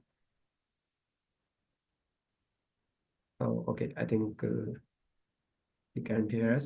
Okay, so I'll go to Mr. Irfan Shafiq Saab again. Irfan, can you hear us? जी अस्सलाम वालेकुम, I can जी hear you. वालेकुम सलाम। अच्छा जी, अभी इरफान साहब, आपने देखा कि आपके एक कुलीग ने भी ये मीडिया के हवाले से, सारे ये मीडिया एथिक्स के हवाले से बात की। तो इसमें अब अगर हम इन एथिक्स को थोड़ा सा फॉर्मलाइज करने की तरफ जाएं, as rightly said by mister Imran Yousuf from Dunya News, and also mister Imran Yousuf who is a motivational speaker. तो बात की गई कि एक फ्रेमवर्क बनाएं, एक कोड ऑफ एथिक्स बनाएं। तो हमारे पास इधर शाहरुख ऑफिस में भी इस टाइम सीनियर लोग मौजूद हैं जिनका ऑलमोस्ट मीडिया इंडस्ट्री में रहते हुए 55-55 साल का एक्सपीरियंस है। दैट्स ह्यूज, दैट्स मैसिव माशाल्लाह। तो हमारे पास रेडियो का कोड ऑफ एथिक्स पाया जाता है, हमारे पास पैमरा पाया जाता है जो कि हमारे डिजिटल मीडिया का एक कोड ऑफ एथिक्स है। So do we already have some code of ethics for social media, or are we developing that? इसके हवाले से कुछ अगर इंसाइट्स आप शेयर करना चाहें काइंडली। जी अस्सलाम वालेकुम। सबसे पहले तो मैं अपने पैनल का शुक्रिया अदा करना चाहता हूँ। मेरे तो सारे सीनियर बैठे हैं और उनसे सीखने का मौका भी मिल रहा है। जहाँ तक आप कोड ऑफ कंडक्ट या कोड ऑफ एथिक्स की बात कर रहे हैं, देखिए, जो आपने पैमरा के या रेडियो के या जो भी कोड ऑफ कॉन्डक्ट बनाए हैं उसका सोशल मीडिया तक कोई अप्रोच नहीं है। अभी आप राइट। सोशल मीडिया का, जैसे ये कुलीग भी बात कर रही थी कि जी बच्चों के अकाउंट्स बने हुए हैं, लेकिन बच्चों तक भी उनकी कोई रसाई नहीं है। मीन्स अब हमें नहीं पता कि जी पैमरा में क्या क्या आता है, अनटिल अनलेस के पैमरा हम पे कोई पाबंदी नहीं लगाता कि जी इस शिक में ये नहीं हो सकता। तो मेरी जो राय है कि हमें स्कूल लेवल, प्राइमरी के बाद ऑनवर्ड, सोशल मीडिया को एज अ सब्जेक्ट रख के उसके ऊपर काम करना चाहिए, ताकि हम देखें, अभी डिप्लोमेसी भी जो हो रही है वो ट्विटर पे हो रही है। हर बंदा ट्वीट करता है, इवन के वो गवर्नमेंट के सेक्टर से हो, डिप्लोमेट्स हो या जहाँ से भी हो। तो व्हाई नॉट हमें एक सब्जेक्ट डेवलप करना चाहिए एथिक्स, सोशल मीडिया एथिक्स के नाम से, जो हम अपनी करिकुलम में लेकर आए, ताकि जो हमारे नए आने वाले बच्चे हैं उनको सीखने का भी मौका मिले और उस पर वो अमल करके इस्तेफादा भी हासिल कर सकें। अगर इस चीज को गवर्नमेंट लेवल पे या हम एज अ एनजीओ भी इसको इम्प्लीमेंट करने में कामयाब हो जाते हैं, तो आप देखेंगे कि जी मुस्तकबिल करीब में इंशाल्लाह जितनी भी कोड ऑफ सोशल मीडिया के जो एथिक्स की मिस कम्युनिकेशन या मिस इंटरप्रिटेशन हो रही है वो नहीं होगी, और उसमें बहुत हद तक कमी वाकई हो जाएगी। तो मेरे ख्याल में हमें एक सब्जेक्ट डेवलप करना चाहिए, तमाम जितने भी सीनियर मीडिया पर्सन है, और इसको करिकुलम का अपना पर्टिकुलर हिस्सा बनाना चाहिए। बहुत शुक्रिया जी इरफान सर। साहब, आपने माशाल्लाह इसको बड़े अच्छे से आंसर किया। और सर आपसे एक और भी लीडिंग सवाल छोटा सा होगा कि आप राइट नाउ आई गेस हमें कुवैत से ज्वाइन कर रहे हैं, so thank you very much for joining us all the way from Kuwait. तो कुवैत और पाकिस्तान के सोशल मीडिया में कोई डिफरेंस देखते हैं आप सोशल मीडिया के कंजम्पशन पे? क्योंकि हम पाकिस्तान की हद तक तो मैं आपको बता सकता हूँ कि we use it quite casually, quite carelessly. तो क्या ये कुवैत में भी इसी तरह की सूरत हाल है, या थोड़ा डिफरेंट है? नहीं सर, कुवैत हो या जीसीसी के दूसरे ममालिक हो, उनमें जो सोशल मीडिया है उस पे हमारी जो गवर्नमेंट है वो बहुत कड़ी नजर रखती है। आप अपने जितने पार्लियामेंटेरियंस हैं या योर हाइनेस, जितने भी हमारे ये क्राउन प्रिंस या जो भी हमारे बड़े अदारे के कर्ता धर्ता है, रहनुमा है इस मुल्क के, आप उनके खिलाफ कोई भी बात नहीं कर सकते। और जैसे ही आपने ट्विटर पे या सोशल मीडिया पे इस तरह की कोई बात की, आपको फौरन क्रैकडाउन करके पकड़ लिया जाता है। क्योंकि यहाँ पे सबसे पहले कानून की बालादस्ती है, और कानून की वजह से ही हम सब यहाँ पे डर के रहते हैं। लेकिन पाकिस्तान में ऐसी चीज नहीं है। पाकिस्तान में कोई भी उठता है, इवन के छोटा बच्चा भी उठता है, वो भी अपने जो नापसंदीदा उनका जो पॉलिटिशियन है उसको गालियां देता है। यहाँ पे इवन आपका अगर कोई नापसंदीदा पॉलिटिशियन है या आपका जो फेवरेट पॉलिटिशियन भी है, आप उसके खिलाफ कोई भी बात नहीं कर सकते। वो ये यहाँ के कानून में लिखा गया है कि आप यहाँ पे जो हमारे अमीर हैं या जो वली अहद हैं या जितने भी गवर्नमेंट के शेख फैमिली के अरकान हैं, आप उनके खिलाफ कोई बात नहीं कर सकते, वरना आपको जेल हो सकती है। ओके, थैंक यू वेरी जी भाई। मच। आई गेस ये इस तरह की रॉयल हाइनेसेस तो पाकिस्तान में भी पाई जाती हैं, सिर्फ नाम चेंज है उनके, वो शेख नहीं होते, किसी और बरादरी से होते हैं। But thank you very much for this response. और अब मैं मूव करना चाहूँगा डॉक्टर रजा जैदी की तरफ, क्योंकि आपने बड़ी राइटली एक चीज़ मेंशन की कि ज़रूरत है कि इसको पार्ट ऑफ करिकुलम बनाया जाए। तो doctor Raza Zaidi as a visiting faculty member associated रहे हैं टॉप यूनिवर्सिटीज़ के साथ, और उसके अलावा रिसर्चर भी हैं, कंसल्टेंट भी हैं। तो डॉक्टर साहब, first of all welcome to this panel. और मैं आपसे जानना चाहूँगा कि ये चीज़ प्रैक्टिकली कितनी फिजिबल है? क्योंकि कहने की हद तक तो ये बड़ा आसान और बड़ा अच्छा लगता है कि जी एक करिकुलम बना लें और सबको पढ़ा दें, but how do you see as a researcher? जी thank you so much for inviting. अच्छा, आपका सवाल बड़ा एक इम्पोर्टेंट सवाल है, और इससे पहले भी जो रिस्पॉन्ड कर रहे थे उन्होंने बड़ा अच्छा पॉइंट रेज किया कि इसके ऊपर करिकुलम बनना चाहिए। अच्छा, मेरा इसके ऊपर रिस्पांस ये होगा कि देखिए कि कोई भी चीज़ अगर किसी भी कंट्री के अंदर मौजूद हो और वो इतनी अहम बन जाए कि वो उस मुल्क की हर चीज़ को मुतासर करने लगे, सियासत क्या, माशरा क्या, समाज क्या, रिश्ते क्या, ताल्लुकात क्या, आप एक शख्स की पर्सनल जिंदगी से लेकर आप रियासत की सतह तक आए, सोशल मीडिया इस वक्त वो चीज़ है जिसने हर चीज़ को मुतासर किया है। कहीं पर लोगों के पर्सनल स्कैंडल्स, यानी किसी की कोई प्राइवेसी लीक हो जाना, कहीं पर ये तो बहुत ही बेसिक सतह के ऊपर है, माशरे की सतह पे आए तो कोई ऐसी चीज पोस्ट हो जाना जिससे कम्युनिटीज मुश्तइल हो जाती हैं, कोई मजहबी चीज ऐसी आप बेहतर समझते हैं, जाहिर हो कोट नहीं की जा सकती है ऐसी जगह पे ऊपर।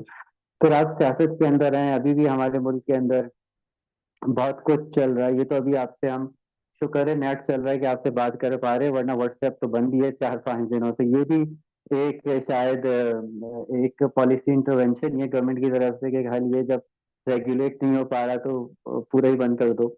ये भी एक तरीका कार है इंटरवेंशन का। तो इस वक्त सोशल मीडिया एक ऐसी चीज है कि जो दो धारी तलवार है। आप अगर इसको बंद कर देंगे तो मुल्क अथॉरिटेरियनिज्म की तरफ चला जाएगा, यानी फिर तो मुल्क के अंदर वो, जैसे आपने जो आज की शेख, फिर तो ये भी रॉयल हाइनेस भी बन जाएगा, ये भी ना जगह पर जहाँ पर मोनार्की होगी। या फिर अगर आप मुल्क खोलते हो, सोशल मीडिया को बेलगाम छोड़ देते हैं, तो मुल्क इंतशार की तरफ जाएगा। इसकी बेस्ट एग्जांपल अभी पीजीसी की जो प्रोटेस्ट थे, पंजाब ग्रुप ऑफ कॉलेजेस से रिलेटेड, वो बड़ा एक वाकया हुआ। पहले तो हम सब बड़े, हमारे जज्बात बड़े मुश्तइल थे कि ऐसी चीज की परमिशन नहीं होनी चाहिए। लेकिन आखिरकार जब एचआरसीपी की रिपोर्ट आ गई, human rights commission of Pakistan की, जो एक इंडिपेंडेंट इदारा है और जो कभी अथॉरिटीज से इतना दबता नहीं है, फिर हमें बाकी समझ आ गई यार ये बाकी कुछ फेक ही था। लेकिन इस सतह के ऊपर इसका किया गया। इसके अंदर मैं एक बात आपको बताना चाहूंगा, पीजीसी वाला जब ये मामला चल रहा था, और मेरी ओपिनियन ये वही थी जो सब पाकिस्तानी लोगों की थी जिनके बच्चे थे जो जज्बात रखते थे। मैं यूट्यूब पे ना रैंडम स्क्रॉल कर रहा था, क्योंकि जाहिर एल्गोरिथम ये बताता है कि अगर आप कोई एक चीज इंटरेस्ट से देख रहे होते हैं तो वो आपको रेलेवेंट सारी वीडियो सामने ले आते हैं। अब वो मैंने एक वीडियो देखी तो आप यकीन माने, जैसे ना जैसे कोई हाथ ठंडे हो जाते हैं ना, गूज बम्स में हैरान हो गया। और पता है वीडियो क्या थी? उस पे ये लिखा था कि विक्टिम का मुतासिर होने से पहले की वीडियो, यानी वो जो बेचारी लड़की जिसकी बात चल रही थी, तो उससे पहले की वीडियो। और उससे पहले की वीडियो एक्चुअली उस लड़की की नहीं थी, वो मेरे एक दोस्त की बेटी की किसी ने नेट से वैसे ही वीडियो रैंडम ढूंढी, क्योंकि वो डिबेटर वो अच्छा बोलती है। तो किसी यूट्यूब वाले ने सोचा होगा यार इससे चलो अच्छा मिर्च मसाले से एक अच्छी रेटिंग आ जाएगी, ये बगैर सोचे समझे वो वीडियो लगा दी एक बच्ची की, जो रैंडम, मिसाल के तौर पे वो 10th स्टैंडर्ड की बच्ची है, उसके वहमो गुमान में भी नहीं होगा। और मेरे दोस्त की इकलौती बेटी जो 15 साल की दुआओं के बाद वो बेचारी बच्ची हुई, और किसी ने रैंडम उठा के लगा दिया कि देखो रेप से पहले की। उस वक्त तो मैं कहता हूँ मेरे पाँव के नीचे से ना जमीन निकल गई। तो अगर आप रेगुलेट नहीं करते, एक तरफ देखें ये एस्पेक्ट था कि खुदा ना खास्ता ऐसा वाकया हुआ होता तो सोशल मीडिया आवाज बन जाती लोगों की। लेकिन दूसरी तरफ लोग रेटिंग की खातिर, क्लिक बेट की खातिर, अपने इम्प्रेशंस बढ़ाने की खातिर इतनी इस सतह की हुआ, तो मैं तो जो पहली बार मेरा कोई करीबी बंदा इस हद तक मुतासिर हुआ, जहाँ हमारे पास अल्फाज नहीं थे इस चीज को किसी कॉन्टेक्स्ट में समझने के लिए। फिर मैं आपको अगर इंडिया की एग्जांपल दूं, आज से कोई 4 5 6 साल पहले की बात है, वहाँ के गुरु, समथिंग गुरु थे, उन पे कोई एलिगेशन लगा रेप का। तो अथॉरिटीज ने आके उनको गिरफ्तार कर लिया। अब जब उनको गिरफ्तार किया तो पूरा महाराष्ट्र बाहर आ गया, मतलब वो दंगे फसाद के हमारा गुरु आजाद करो। अब पुलिस देखें, एक अगर आम बंदा पकड़ा जाता है तो जाहिर है उस पर ट्रायल होगा, अगर बेगुनाह होंगे साबित हो जाएगा तो वो बाहर आ जाएंगे। अब गुनाह साबित हुआ तो जेल। उन्होंने कहा नहीं, वो 3 4 दिन के दंगे फसाद। फिर कहा जाता है व्हाट्सएप ने जो एक मैटर जो चेंज लाया, और वो ये था, पहले ना ग्रुप, पहले जब शुरू शुरू में व्हाट्सएप था, आप लोगों को पता होगा, वो अन्य बार फॉरवर्ड किए जाओ जितनों को कर सकते हो। बाद में उन्होंने 20 का एक ऊपर कैप लगा दी कि सिर्फ 20 को होगा। जब इंडिया का ये वाकया हुआ, व्हाट्सएप को पुश किया गया, तो उन्होंने 5 के ऊपर लाया कि अब 5 से ज्यादा पे फॉरवर्ड नहीं होगा, क्योंकि फेक न्यूज जंगल में आग की तरह फैलती है। अब ये एक इतना बड़ा चैलेंज है कि इसको, इसकी एथिक्स, इसको एड्रेस करना बहुत जरूरी है। मगर एक, फिर मैं आपसे वही बात करूंगा, लेकिन एक मसला ये है कि हम एक ऐसे मुल्क के अंदर रहते हैं कि जहां पर अगर सोशल मीडिया काउंटर अकाउंटेबिलिटी भी करता है अथॉरिटीज की। सोशल मीडिया का बहुत बड़ा रोल है उन लोगों को जिम्मेदार ठहराने के अंदर कि जो लोग अपनी ड्यूटीज को अदा नहीं कर रहे। तो अगर हम ये बात करते हैं कि ये बिल्कुल ही फायरवॉल लगा के बंद कर दी जाए लोगों की आवाज, फिर तो हम एक बनाना रिपब्लिक बन जाएंगे।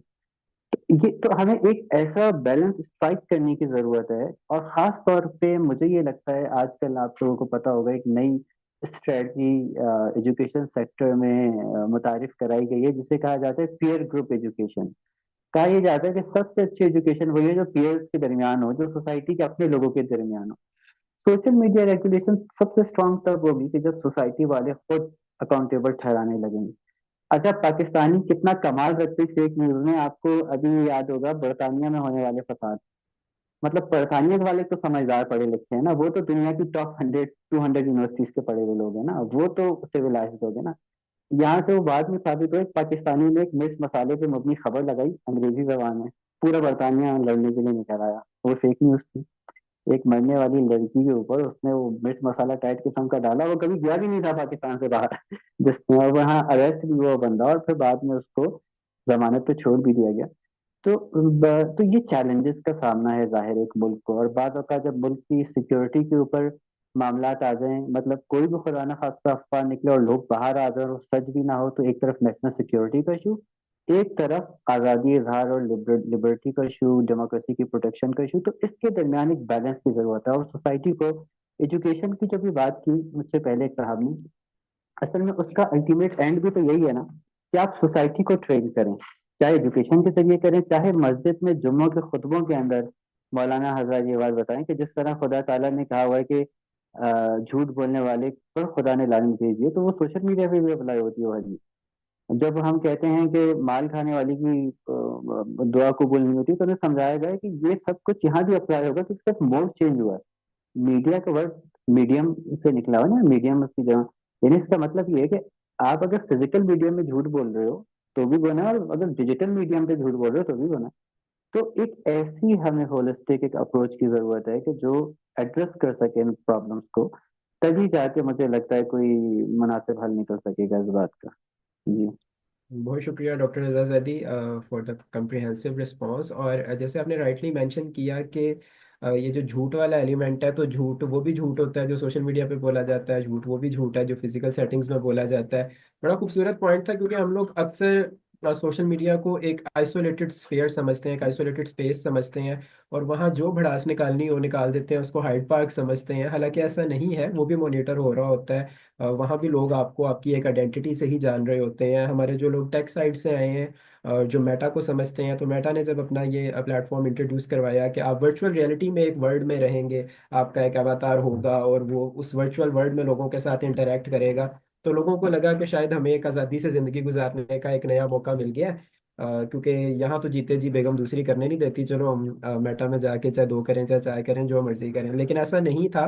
वो भी आपका ही अवतार है, वो भी आपका ही एक रिप्रेजेंटेटिव है, और वो उसको उस तरह से कर रहा है। तो मैं मैम सबा तनवीर से पूछना चाहूंगा कि यहाँ पे फिर वंस अगेन अगर ये झूठ सच वाला फलसफा है, तो बात पेरेंटिंग पे आ जाती है।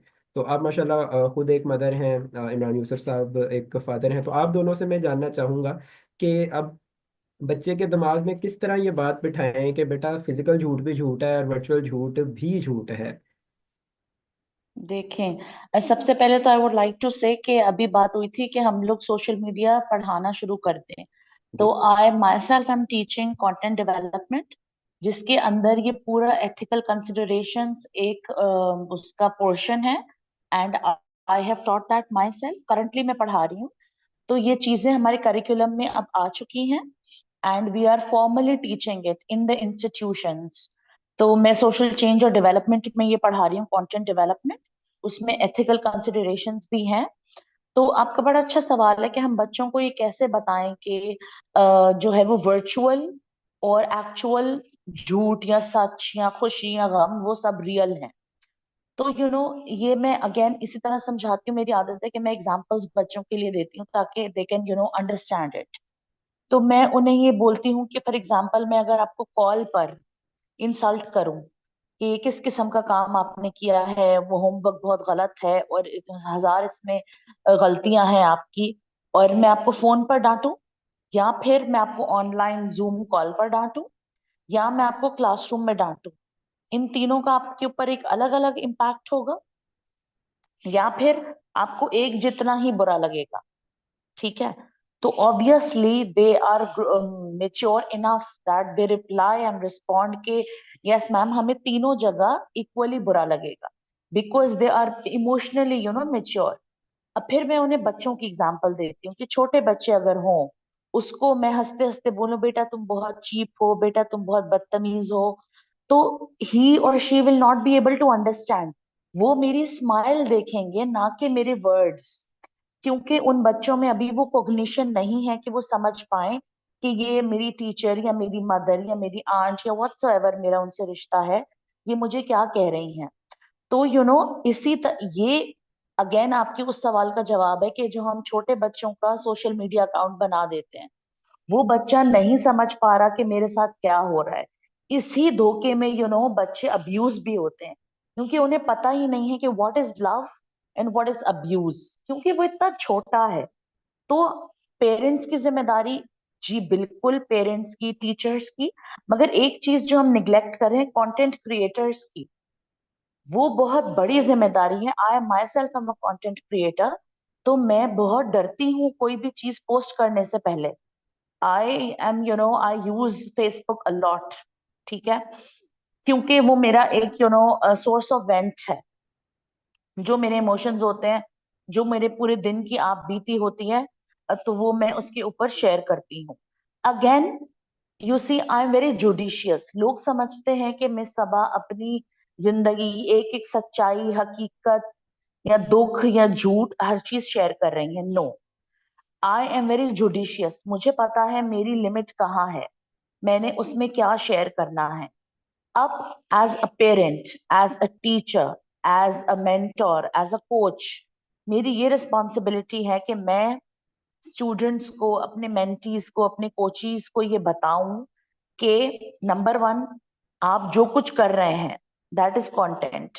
मैं अभी यहाँ बैठ के बात कर रही हूँ, तो हर चीज, from my hairstyle to my makeup to my background, my tone, pitch, my words, everything is content. आपको ये लगता है कि जो सिर्फ मैं बोल रही हूँ या लिख रही हूँ या जो तस्वीरें मैं पोस्ट कर रही हूँ सिर्फ वो कंटेंट है? No, you are yourself content. ये मैं पर्सनल डेवलप उनको पर्सनल ब्रांडिंग में बताती हूँ that you are a brand. अब मुझे लोग किस चीज से जानेंगे कि ओके, आपने जब मेरा इंट्रोडक्शन कराया तो कोई ऐसे कीवर्ड्स हैं कि जो हमेशा मेरे लिए यूज किए जाएंगे। सो यू नो, हमें एज कंटेंट क्रिएटर्स ये सोचना होगा कि मैं किसी का मजाक उड़ा सकती हूँ। आपने आजकल ये देखा होगा हमारे पाकिस्तानी मीडिया पर ये एक बहुत ट्रेंड है कि हम कुछ सोसाइटीज हैं, कुछ इलाके हैं, मैं नाम ले लेती हूँ, कुरंगी या लेआरी या नॉर्थ नाजाबाद, नॉर्थ कराची, इनका हम बहुत मजाक उड़ाते हैं कि ये कुरंगी का किंग है या ये कुरंगी की क्वीन है या whatsoever. How is this ethical? आप इस चीज के ऊपर कैसे हंस सकते हैं? अगर वो कोई गुटखा खाते हैं या व्हाट्सो एवर उनकी कोई भी ट्रेट है, आप उसके ऊपर हंस कैसे सकते हैं? और आप ये देखेंगे कि मैंने तो बहुत बार सोशल मीडिया पर देखा है कि जिस पोस्ट पे मुझे रोना आता है, लोग उसके ऊपर हंस रहे होते हैं। हमारी सेंसिटिविटीज इतनी चेंज हो चुकी हैं। अगर मैं किसी को एक थप्पड़ मारूं तो वो हंसने की बात नहीं है, that is something very sad and bad कि मैंने किसी पे हाथ उठाया है। तो एथिक्स, सबसे पहले तो we as human beings, as a society, as a country, as a nation, as Muslims, as Pakistanis, हमें अपने एथिक्स पे काम करना चाहिए कि मैं आपको, अगर मुझसे गलती हो गई, मेरा पेन, आपका पेन मुझसे गिर गया, मैं आपको सॉरी बोल दूं। आपने मुझे एक पेपर दे दिया, मुझे कुछ लिखना था, मैं आपको थैंक यू बोलूं। Ethics starts from here. और फिर यही बच्चे जब बड़े होंगे तो वो एक दूसरे की फीलिंग्स का भी ख्याल रखेंगे। फिर जब ये बच्चे सोशल मीडिया पर आएंगे तो वो एक इन्फॉर्म्ड सिटीजन होंगे। उन्हें पता होगा हमें क्या कहना है, क्या करना है, किस चीज पर हंसना है और क्या चीज शेयर करनी है, क्या शेयर नहीं करनी। मैं सिर्फ सोशल मीडिया को यूज नहीं करती, मैं उसको बाकायदा पढ़ती हूँ और पढ़ाती हूँ।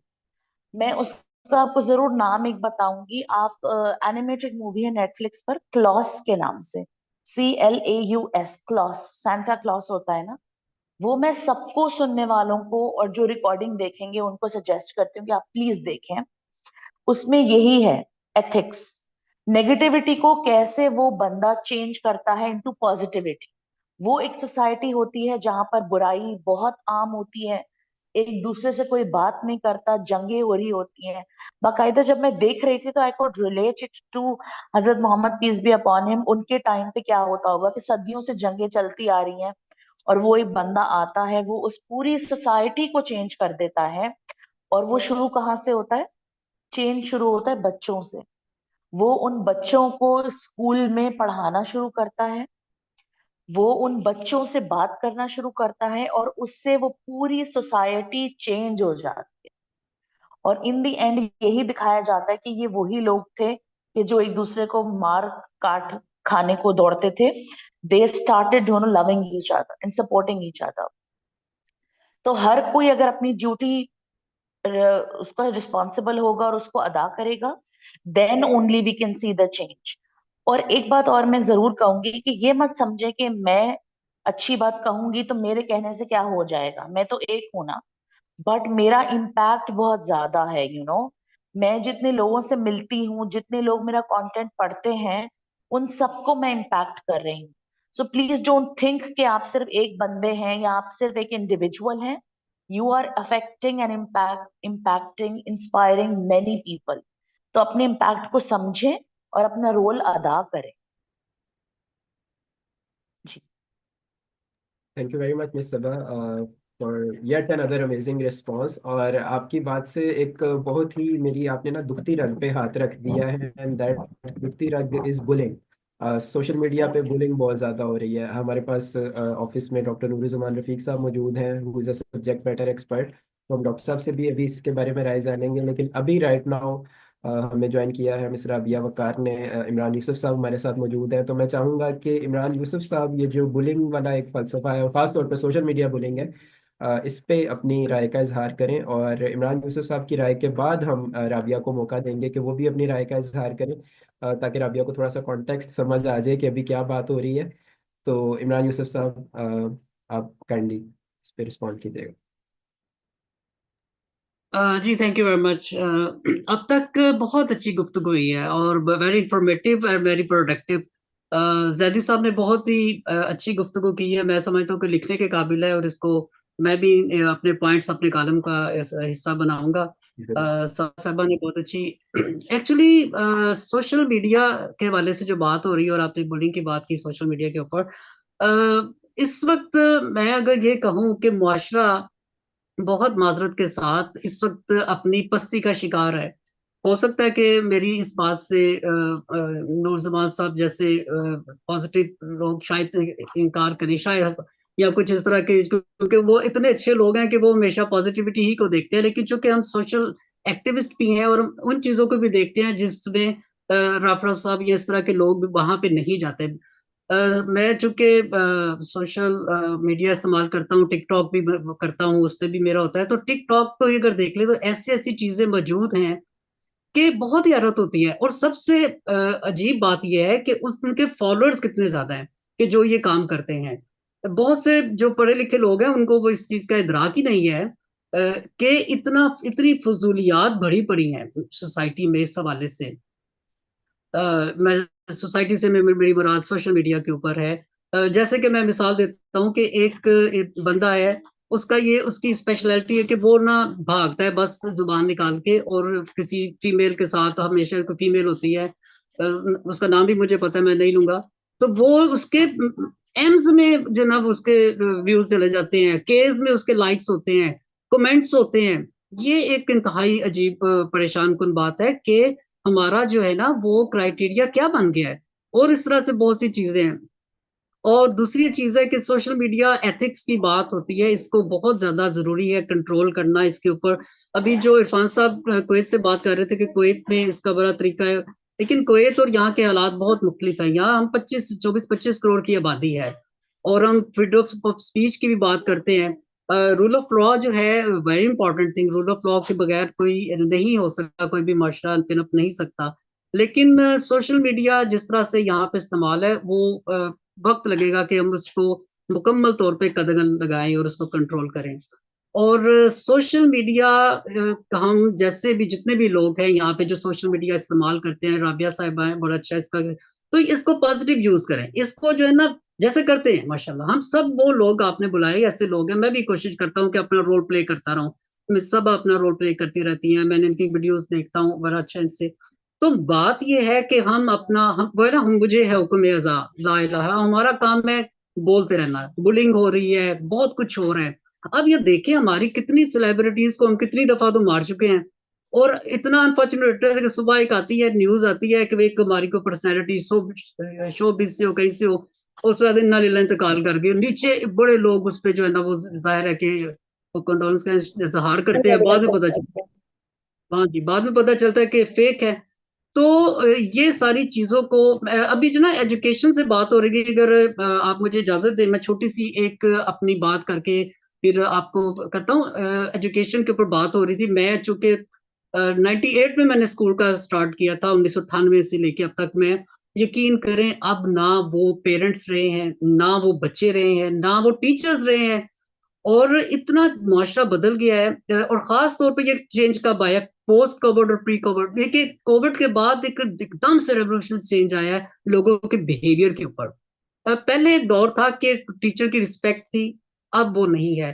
पहले एक दौर था बच्चा जो है ना वो प्रिंसिपल को, डायरेक्टर को कुछ समझता था, हम तो अपने डायरेक्टर के कमरे के आगे से नहीं थे गुजरते।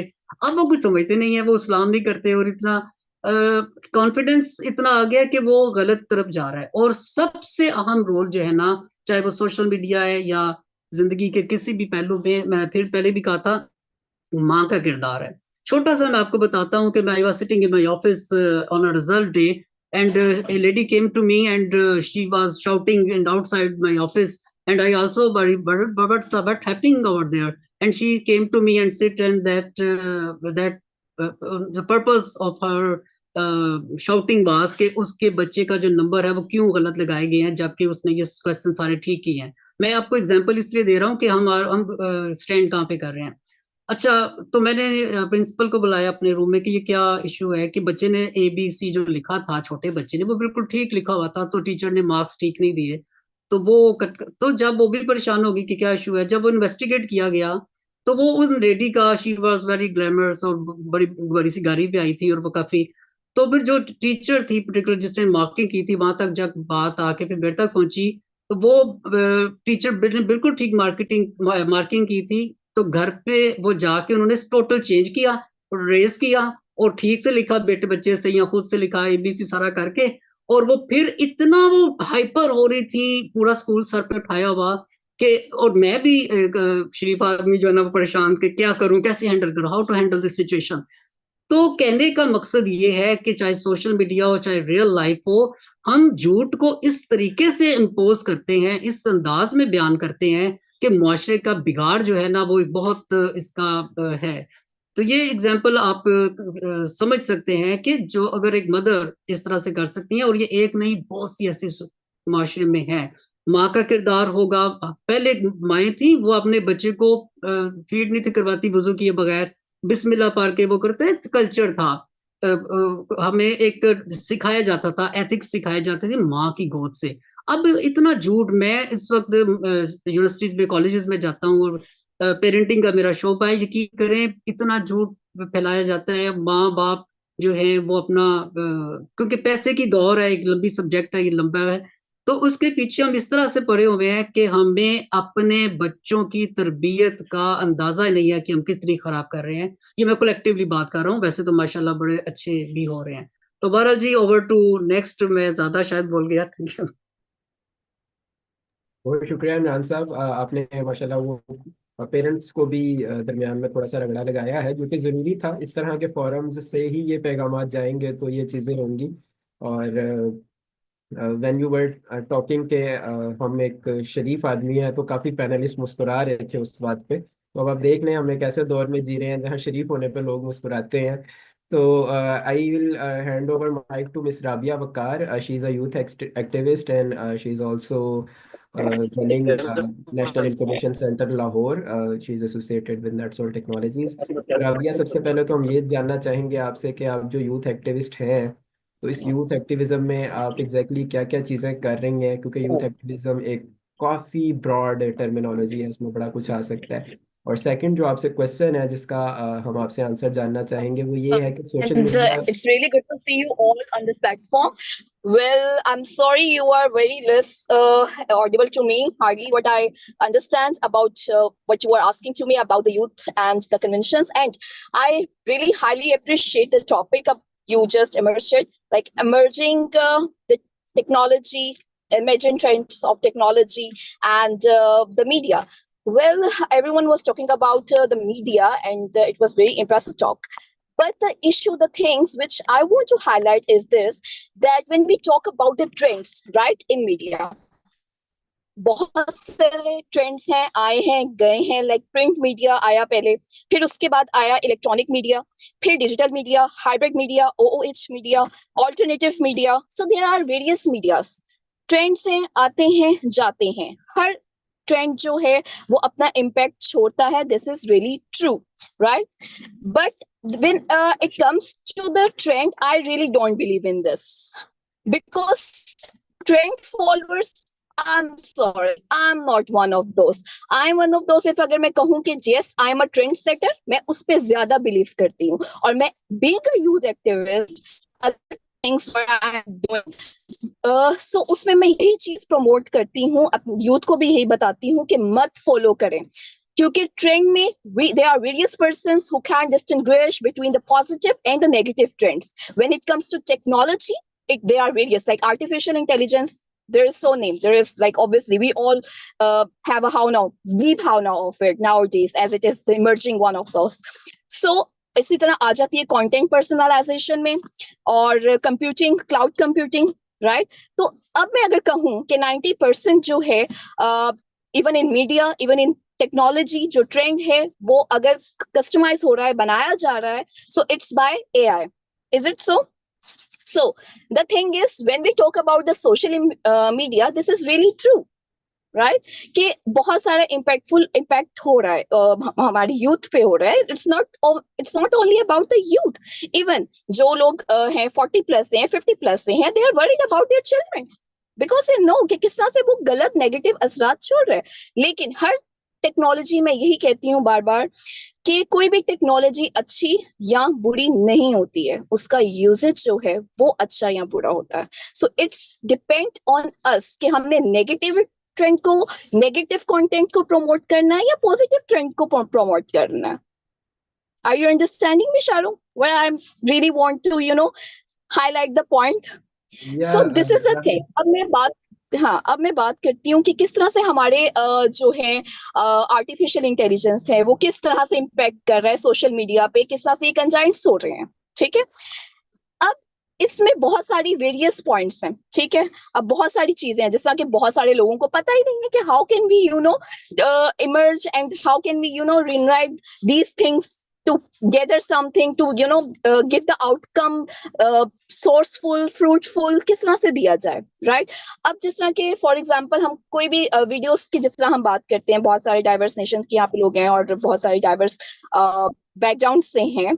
सो क्या हो रहा है कि 90% जो है वो काम जो हो रहा है वो तो अब हो रहा है इंटेलिजेंस के थ्रू. राइट, कोई इसमें बंदों का दिमाग नहीं लग रहा, कोई कुछ नहीं लग रहा. So it's like that.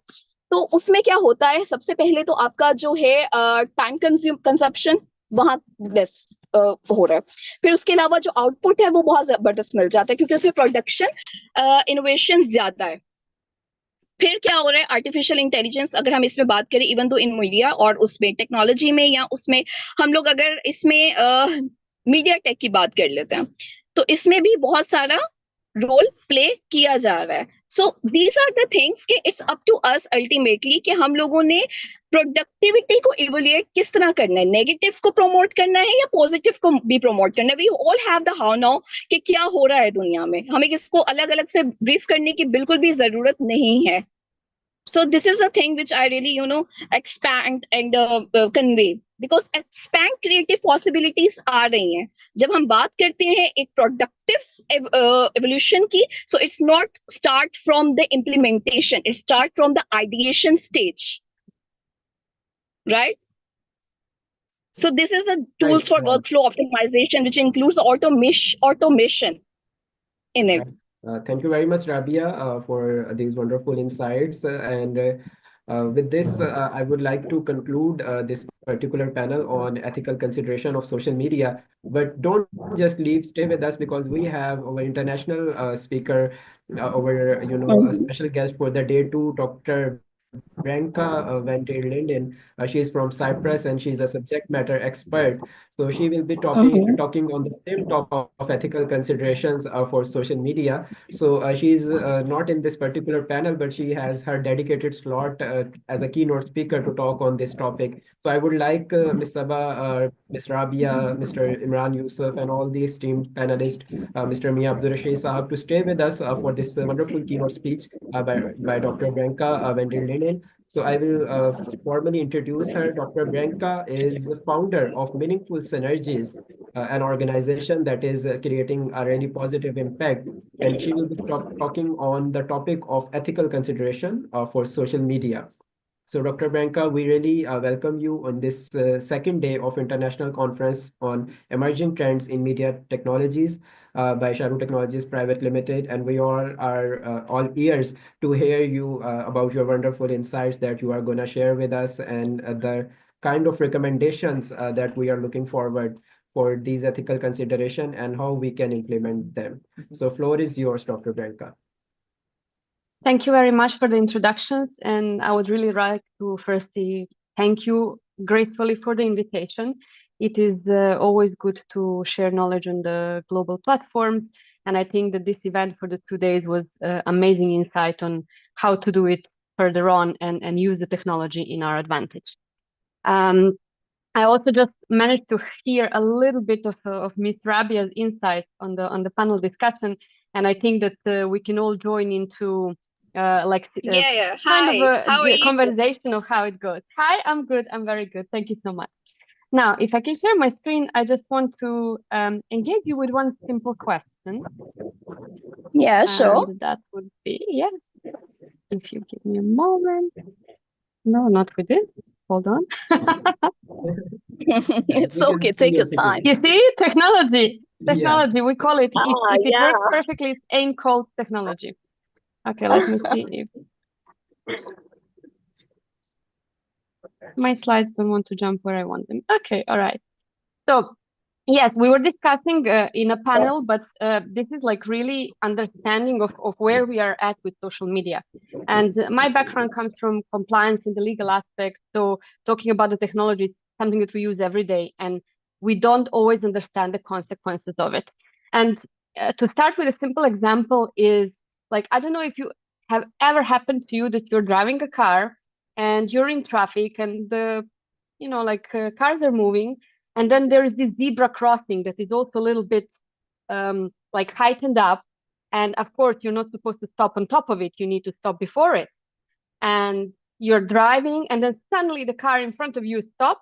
And what happens with you? You're exactly on the top of crossing of zebra without wanting to do it. So you're obstructing pedestrian to pass. And you have no idea how many years of practice it took me to estimate correctly or to anticipate that maybe for any reason, car in front of me will pull over, and then I need to leave a distance of at least one car in between so I don't end up on the crossing myself. And why is this analogy important? Because I think that people nowadays, we interact with the content and with technology so much without really understanding all the consequences. And with this, it's my first question for all of you, the panelists, and you can type in a chat or just like unmute yourself and answer. And this is, have you ever noticed that your social media feed starts showing you only one type of content or viewpoint? And it's usually something that you already believe, your predetermined beliefs and biases. So have you ever noticed that your social media does that? A, yes, all the time. B, occasionally. And no, I haven't even thought about that. I would love to see some answers and your insights on this one. Well, from my side, I guess it's occasionally. Rabia, would you like to answer? Mr. Imran Yusuf, would you guys like to answer?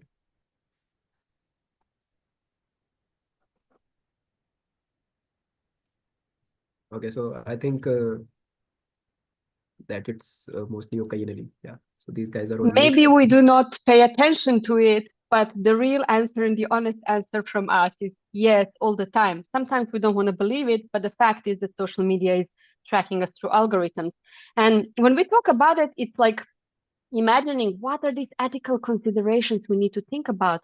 And social media is in the cornerstone of global communication nowadays. And it has a very, very great influence on us, but it also comes with a great responsibility. And this is something that we want to pass on to the youth, the new generations that are practically being born immediately with a mobile phone and technology in their hands. So with this, imagine that like social media is like a city. And the AI, the artificial intelligence, which you rightfully mentioned several times, is the architect.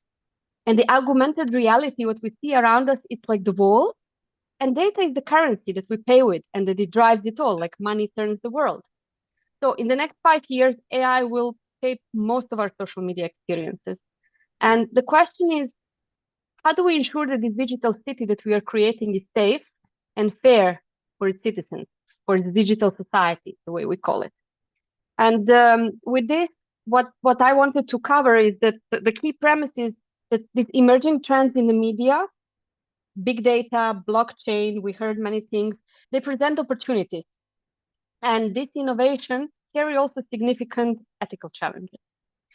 And when we talk about it, the first question that I would like to address today is, are we building these technologies for profit or for people?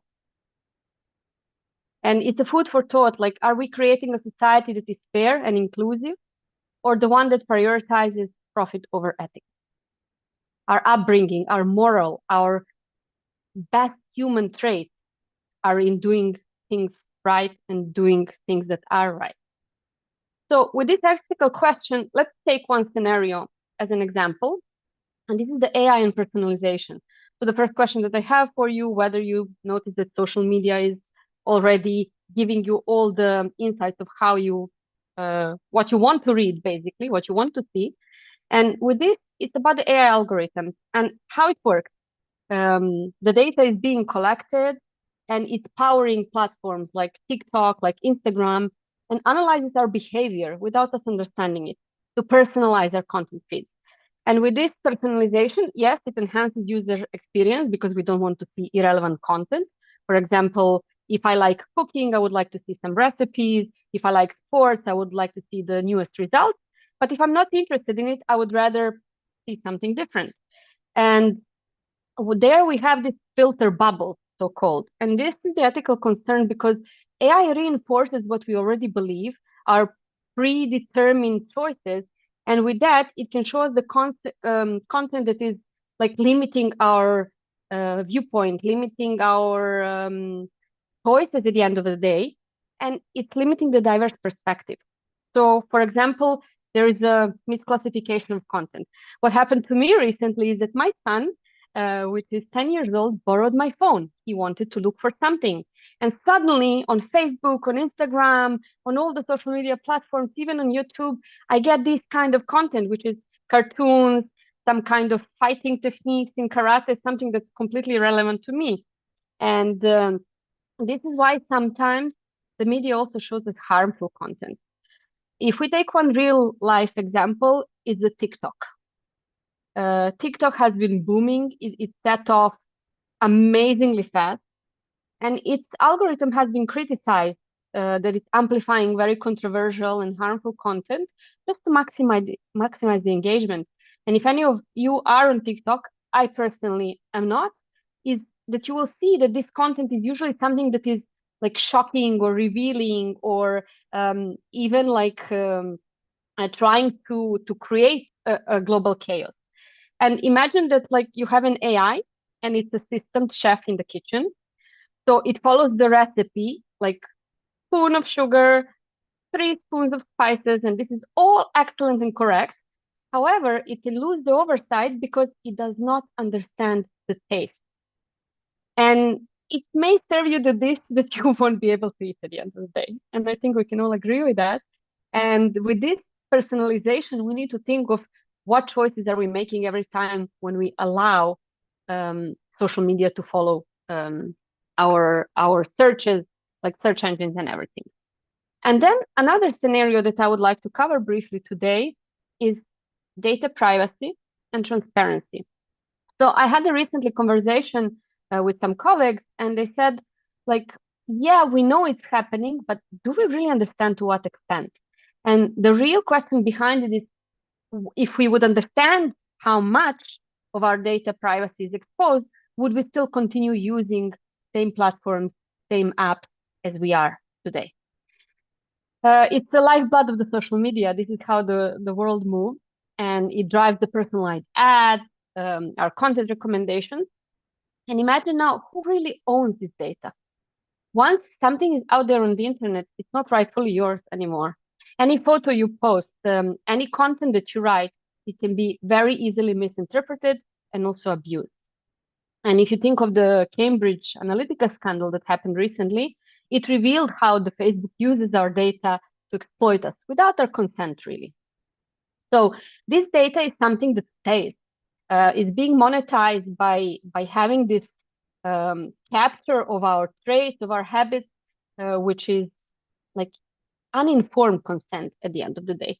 And what I appeal you to do is to make an informed consent.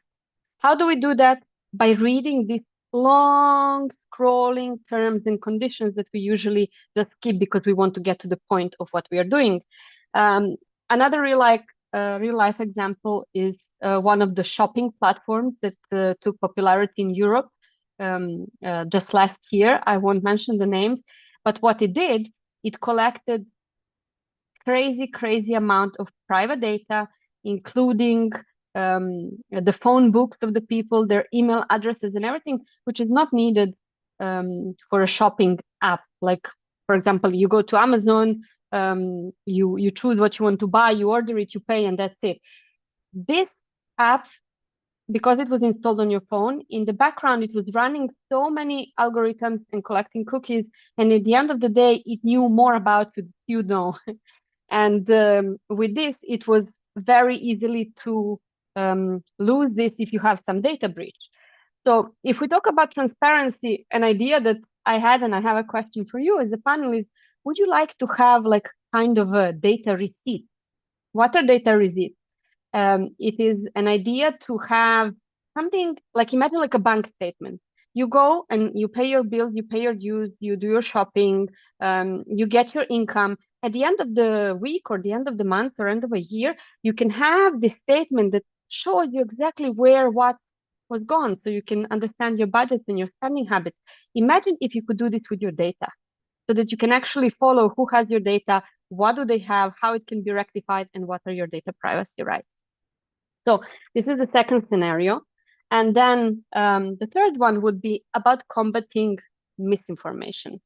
And whether something is fact or a fake, we all have the responsibility to check. And I mean, ChatGPT is booming. Everybody's using it, some more, some less, some in their daily practices, some just out of curiosity. But there's already a pattern that you can read through and understand when something is written by chat. And you know what is my favorite question to chat? Are you sure? Yes, exactly. And why is that? Because there's so much misinformation and so much bias, because the output of the data can be, of the information, it can only be as good as the input we give it. And obviously the input was given from the internet, from a lot of biased information and a lot of fake facts, how we call them. So with this, it can be very easily spread very fast. And if you imagine during COVID, we had so much misinformation about the vaccines. It's shaken the public trust. And we saw how much Facebook and YouTube struggled to contain the spread of this misinformation. So with this, it's like the graffiti in the city. When I sometimes drive in the town, I see a building that's being painted on, and suddenly when you drive further, you see more and more of these things. So it spreads very quickly, it leaves stains, and it cannot be easily removed. And this is how we need to think about the AI and the data. So if we need to recap with something, is that emerging technologies like artificial intelligence, augmented reality even, and the blockchain, they are reshaping the social media and how we will use them and what will exist in a few years from now on. And there are ethical challenges which I call upon, and I feel it's all our duty to think about. And this is about data privacy concerns, about AI personalizations, and about the misinformation that is out there on social media and on the internet itself. So the point at the end of the day is to use our information that we put out there ethically, and to check for many, because you never know how much one bad news or bad saying or cyberbullying can hurt someone's life and harm someone's life, and not just mentally. I'm not talking only about the mental health, but also physically. If you look at the statistics, staggering statistics about how many suicides there have been because of the cyberbullying, it's frightening.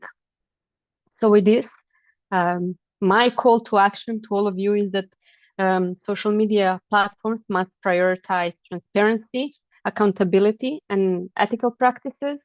And not just us users, but also the government and the tech leaders.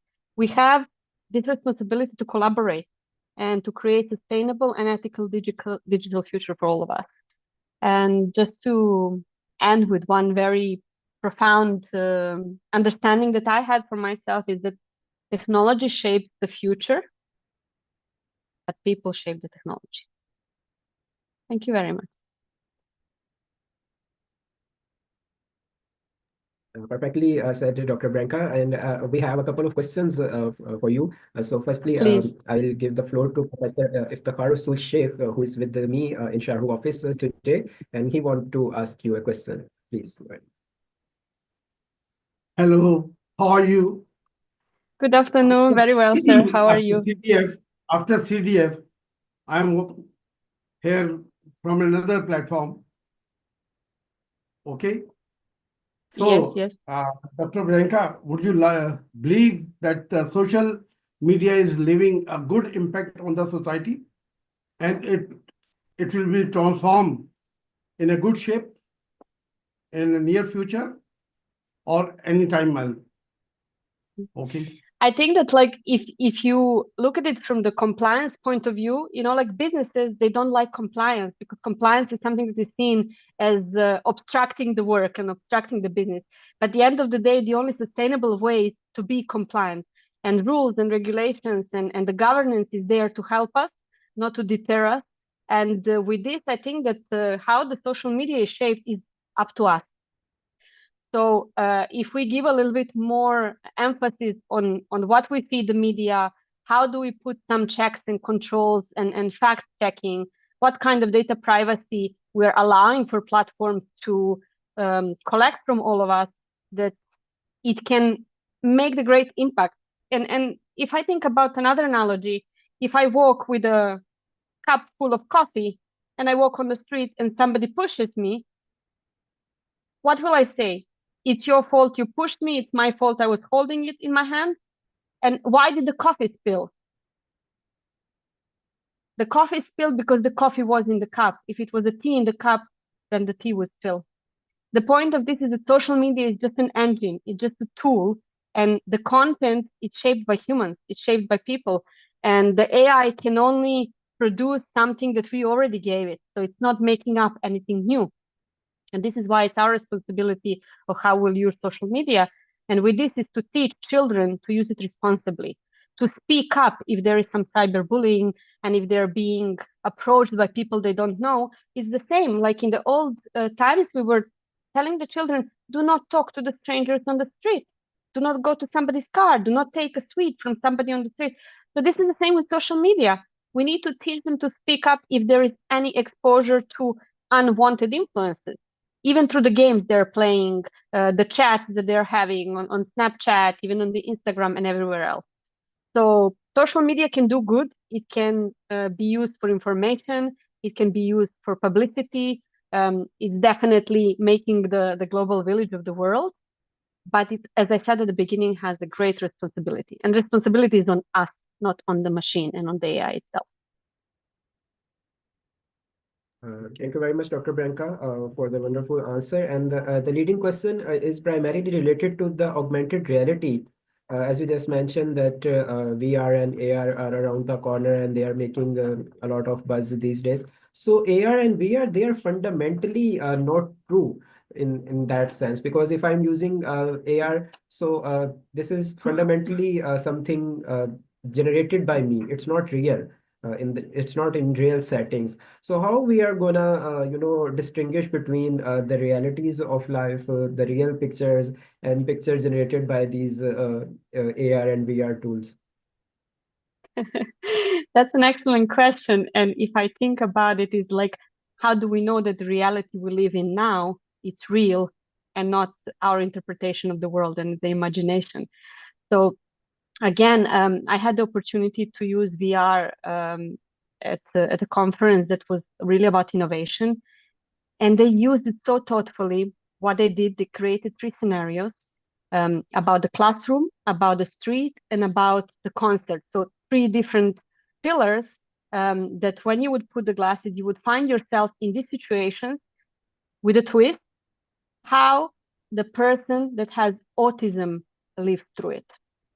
So they found a way to communicate this incomprehensible, otherwise situation where everything is augmented. The sound, the texture, the light around you. And with this, it can be used in medical purposes and also in exploration of teaching parents how to help children that are being impaired or challenged and having special abilities. So with autism, for example, this AR was a good thing and the VR was a good thing to use. So again, we can create the scenarios and we are also responsible to understand what of them is real and what is not. And if you didn't see it, I can recommend to watch or to read the book or to watch the movie Ready Player One, because it's exactly about this. What's the real at the end of the day and how much we forget maybe to drink or to eat when we are immersed into this AR. Thank you very much, Dr. Branca, for yet another amazing response. And we have with us Dr. Noor Zaman Rafiq, who is director of Pakistan Institute of Living and Learning, and he has worked a lot on autism and related issues. So I think Dr. Noor might have some question from you about the autism thing you just mentioned. That are we gonna make these media tech platforms more inclusive for all kind of people? So I will give mic to Dr. Noor so he can directly ask you. Good afternoon from Pakistan. Good It's afternoon, really sir. great to listen your actually keynote address, and there were so many things which we really feel that when we are talking about the mental health issues in Pakistan, particularly artificial intelligence, the havoc which we think that the havoc which would be created through that, because particularly I'm talking about those people who are actually not technically expert, but they are going to use this AI and they are going to create problem. I'm running one school for the, these autistic and Down syndrome children. And I'm really amazed that, unfortunately, I would say, that, the tablet, the use of these social media and these things, these children are again inclined to actually use that because their families are actually using that, and that they don't want to actually learn anything else because that's something which I have seen. Then the people, the children with learning disabilities, again, they are more interested to watch those, all those, through the tablets and these things, the social media and the YouTube and the TikTok and these things. So, what could be the best way to actually address this issue? Particularly, I'm talking about, these children with mental disabilities who are the students over there. Thank you. Thank you. I wish I had all the answers and the clever ideas, but I don't. We need to deal with it of how we see fit. And from my experience, it's all about awareness. If we give the options and awareness about how things can be used and misused, then everybody can use it to their own ability. And what I noticed, like I had experience with the children with dyslexia. And what happens is that because their brain is wired differently, they absorb this knowledge through the photos and through the sound much easier than they would be through writing. And yes, maybe, like we say, it's too much use of technology and exposure to the screen. On the other hand, their capacity to absorb this much faster than they would by writing, it's also an amazing opportunity to learn. So it can be used as a good learning platform. And it's just our responsibility to see that they're not exposed to the harmful content. Another thing is that we wanted technology. We invented technology. We brought technology to our life. And now when the younger generations are fully embracing it, we complain about it. You're too much on the screen. You're too much on a laptop. You're on your mobile phone. You're on your computer. Enough playing games. However, we owe ourselves the truth to understand and to accept that new generations are evolving. This is the part of their daily structure, just like part of our daily structure was to wash our face and to brush our teeth before we start doing anything else, or to pray in the morning and do the gratefulness mantra. So they change, they evolve, and we are responsible to give them a good base and support to move forward in this new world of technology. So how to use it? Definitely responsibly, for them to understand what is the impact, to give them some analogies of how it impacts the health in the physical way, in the mental way. But other than that, I don't think we can prevent it or stop it. More we say no, more they're inclined to use it and behind their back. And what happens is then we don't even control the content. So yes. Yeah. Thank you. That answers my question. Thank you. Thank you. Thank you very much once again, Dr. Branka, for these wonderful responses. And we at Shahruh Technologies, having a small team, but we are trying our best to answer all these things by getting in touch with experts like you. And we are really thankful and we are really in debt to experts like you who have spared their valuable time and shared these valuable insights with us. So from my side and from all the member of Shahruh Technologies, we are really thankful to you. And I would say that not only from Shahruh Technologies, from all the media tech industry of Pakistan, we are thankful to you for joining us in this international conference.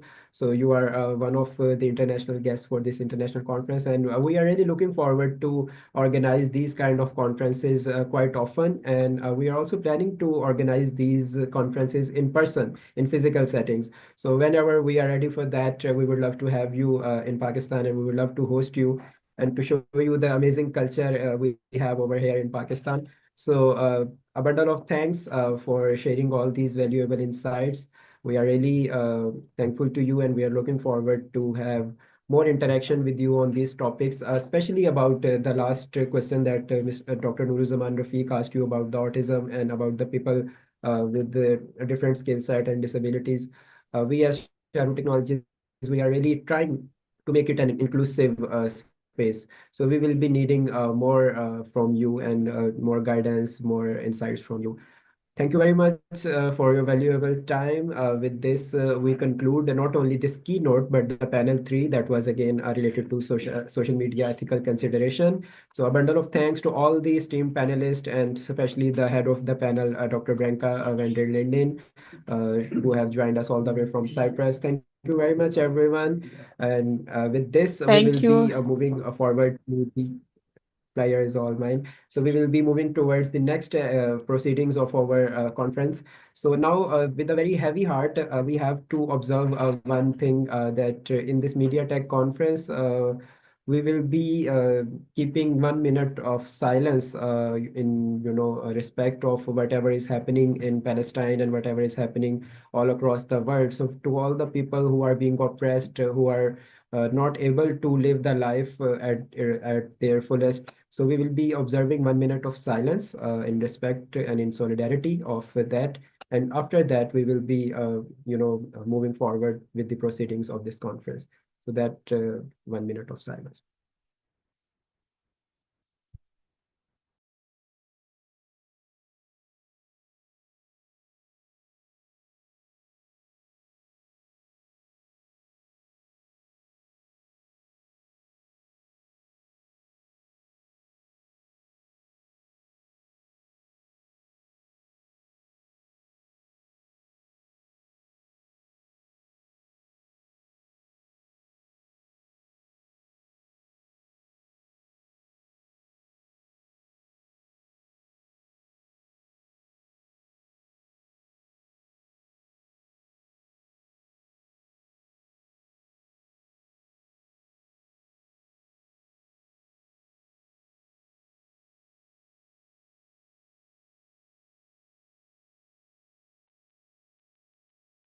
Okay, thank you everyone for doing this with us, and we are really hopeful that these guys get their due rights and get their human rights, and they can also live an optimal life as they should be doing.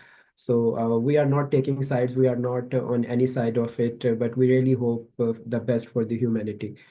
So we will be now moving forward towards the last panel for the day and for the conference as well. This is panel 4. Moderated by Dr. Ramesh Sheikh, uh, who is working in different capacities. He has been working as a senior research and meal officer at SIF Mission Pakistan. And in this panel, we are joined by Dr. Hasnan Makhdoom, who is President, Famous Foundation of Worldwide collaborators, Mr. Ashraf Sharif, Assistant Editor, 92 News, Mia Abdul Rashid, Director, Task Force on Social Justice Pakistan and International Human Rights Movement. So I would personally like to thank Mia Abdul Rashid because he have been a crucial part of this whole conference.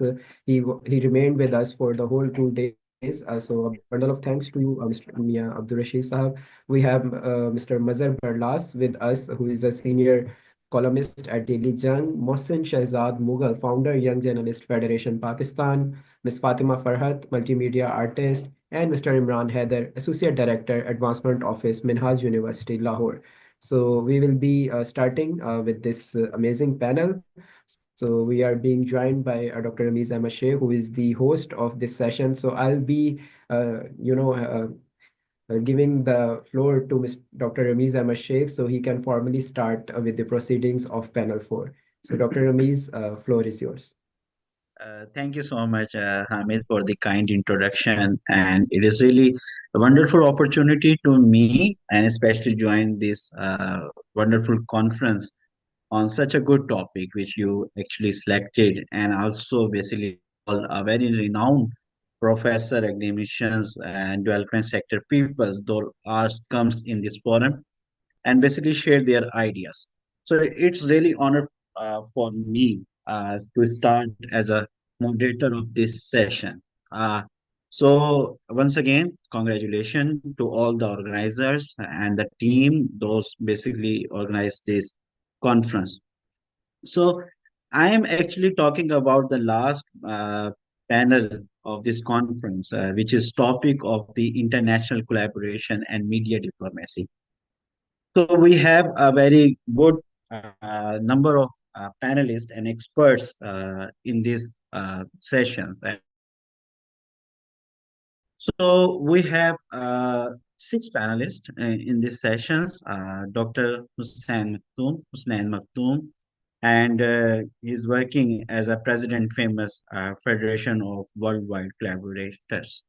And we have another 5 other panelists, Ashraf Sharif, Mia Abdul Rashid, Mazhar Barlas, Mohsin Shehzad Mughal, Fatma Farhad, and Imran Haider. And these people are basically from a different media section, and very it is honored to have an introduction of these, but they have already have introduced a very good name of this.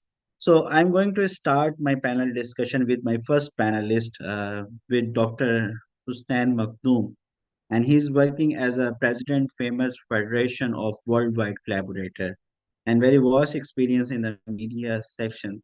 So, sir, my first question from your side, if you are listening me, and just come in this.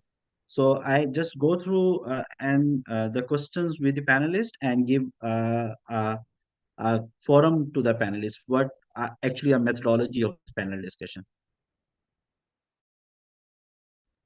Right. So there are some panelists who are facing some internet connectivity issues. So Dr. Mees, we will go like this, that you will ask the question, and whoever from the panel want to answer that question is welcome to answer.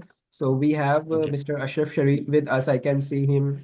We have Ms. Farha from Minhaj University with us. So anyone who want to answer the question is more than welcome. Okay. Thank you, Hamid, for giving me us one suggestions to questions is open for my panelists, especially I nominate the 2 names if you are give the answer any of your questions. So my first question with Ashraf Sharif Saab, as you have working as an assistant editor in 92 News. So how you are going to see the international collaboration and media diplomacy with the Pakistan? Share your experience about what is a media diplomacy and how you are know the collaboration, international collaborations between media diplomacy in Pakistan and the other countries. बिस्मिल्लाह रहमान रहीम. Thank you Rameez sahab. Pakistan में असल में media diplomacy के हवाले से मैं समझता हूँ कि पसमानदगी है. पसमानदगी इन सेंस में है कि पाकिस्तान में जो जर्नलिस्ट की ट्रेनिंग होती है उस तरह से नहीं. डिप्लोमेसी जाहिर है वो ये है कि आप मौका देते हैं मुतारिफ फ्री कैन को गुफ्तगू के लिए और उसमें एक किरदार अदा करते हैं. ये मीडिया का रोल डिप्लोमेसी के हवाले से ये. अगर इंटरनेशनल देखा जाए तो पाकिस्तान के जो तनाज़ात हैं पूरी दुनिया में, उसमें पाकिस्तान के मीडिया ने क्या रोल प्ले किया कि मुतारिफ जो फरीक है, दूसरा फरीक जो है वो पाकिस्तान के करीब आए या इन इश्यूज को रिजॉल्व करने के लिए कोई ऐसी सिल्वर लाइंस जो है वो एक्सप्लोर करें. तो पाकिस्तान के मीडिया में खास तौर पे अगर देखा जाए तो उर्दू मीडिया में तो ये ना होने के बराबर. इंग्लिश मीडिया में भी एक दो अखबारों के अलावा मुझे नहीं नजर आई कि उस क्वालिटी की आपको जर्नलिज्म दिखाई दे या मीडिया का रोल दिखाई दे जिससे आप समझें कि कोई मसला हल करने में मीडिया कोई किरदार अदा कर। पाकिस्तान का मीडिया जो है ये इसकी तो जो इंटरनल कन्फ्लिक्ट्स पे रही है, और इसकी एक वजह ये भी है कि इसे यहाँ पे ऐसी कुव्वतें मुयसर रही जिन्होंने कमर्शलिज्म की आड़ में या आप कह लें कि और किसी मुफादात की आड़ में पाकिस्तानी मीडिया को इस्तेमाल किया। पाकिस्तान मीडिया के पास मार्केट छोटी है कि अगरचे मुल्क हमारा 25 करोड़ के लगभग का है, लेकिन जो मीडिया है उसकी मार्केट बड़ी छोटी है। इन मार्केट से मुराद वो रेवेन्यू के सोर्सेज जो हैं वो बहुत कम है। जब रेवेन्यू के सोर्सेज आपके पास मार्केट खुली मार्केट के नहीं होते तो फिर आपको डिपेंड करना पड़ता है गवर्नमेंट के इश्तिहारात पे। तो जब ये इश्तिहार आते हैं तो साथ पॉलिसी का इन्फ्लुएंस भी आता है। तो फिर आपका किरदार जो मीडिया के इंडिपेंडेंट एक रोल होता है वो नहीं रहता, फिर आपका रोल महदूद हो जाता है।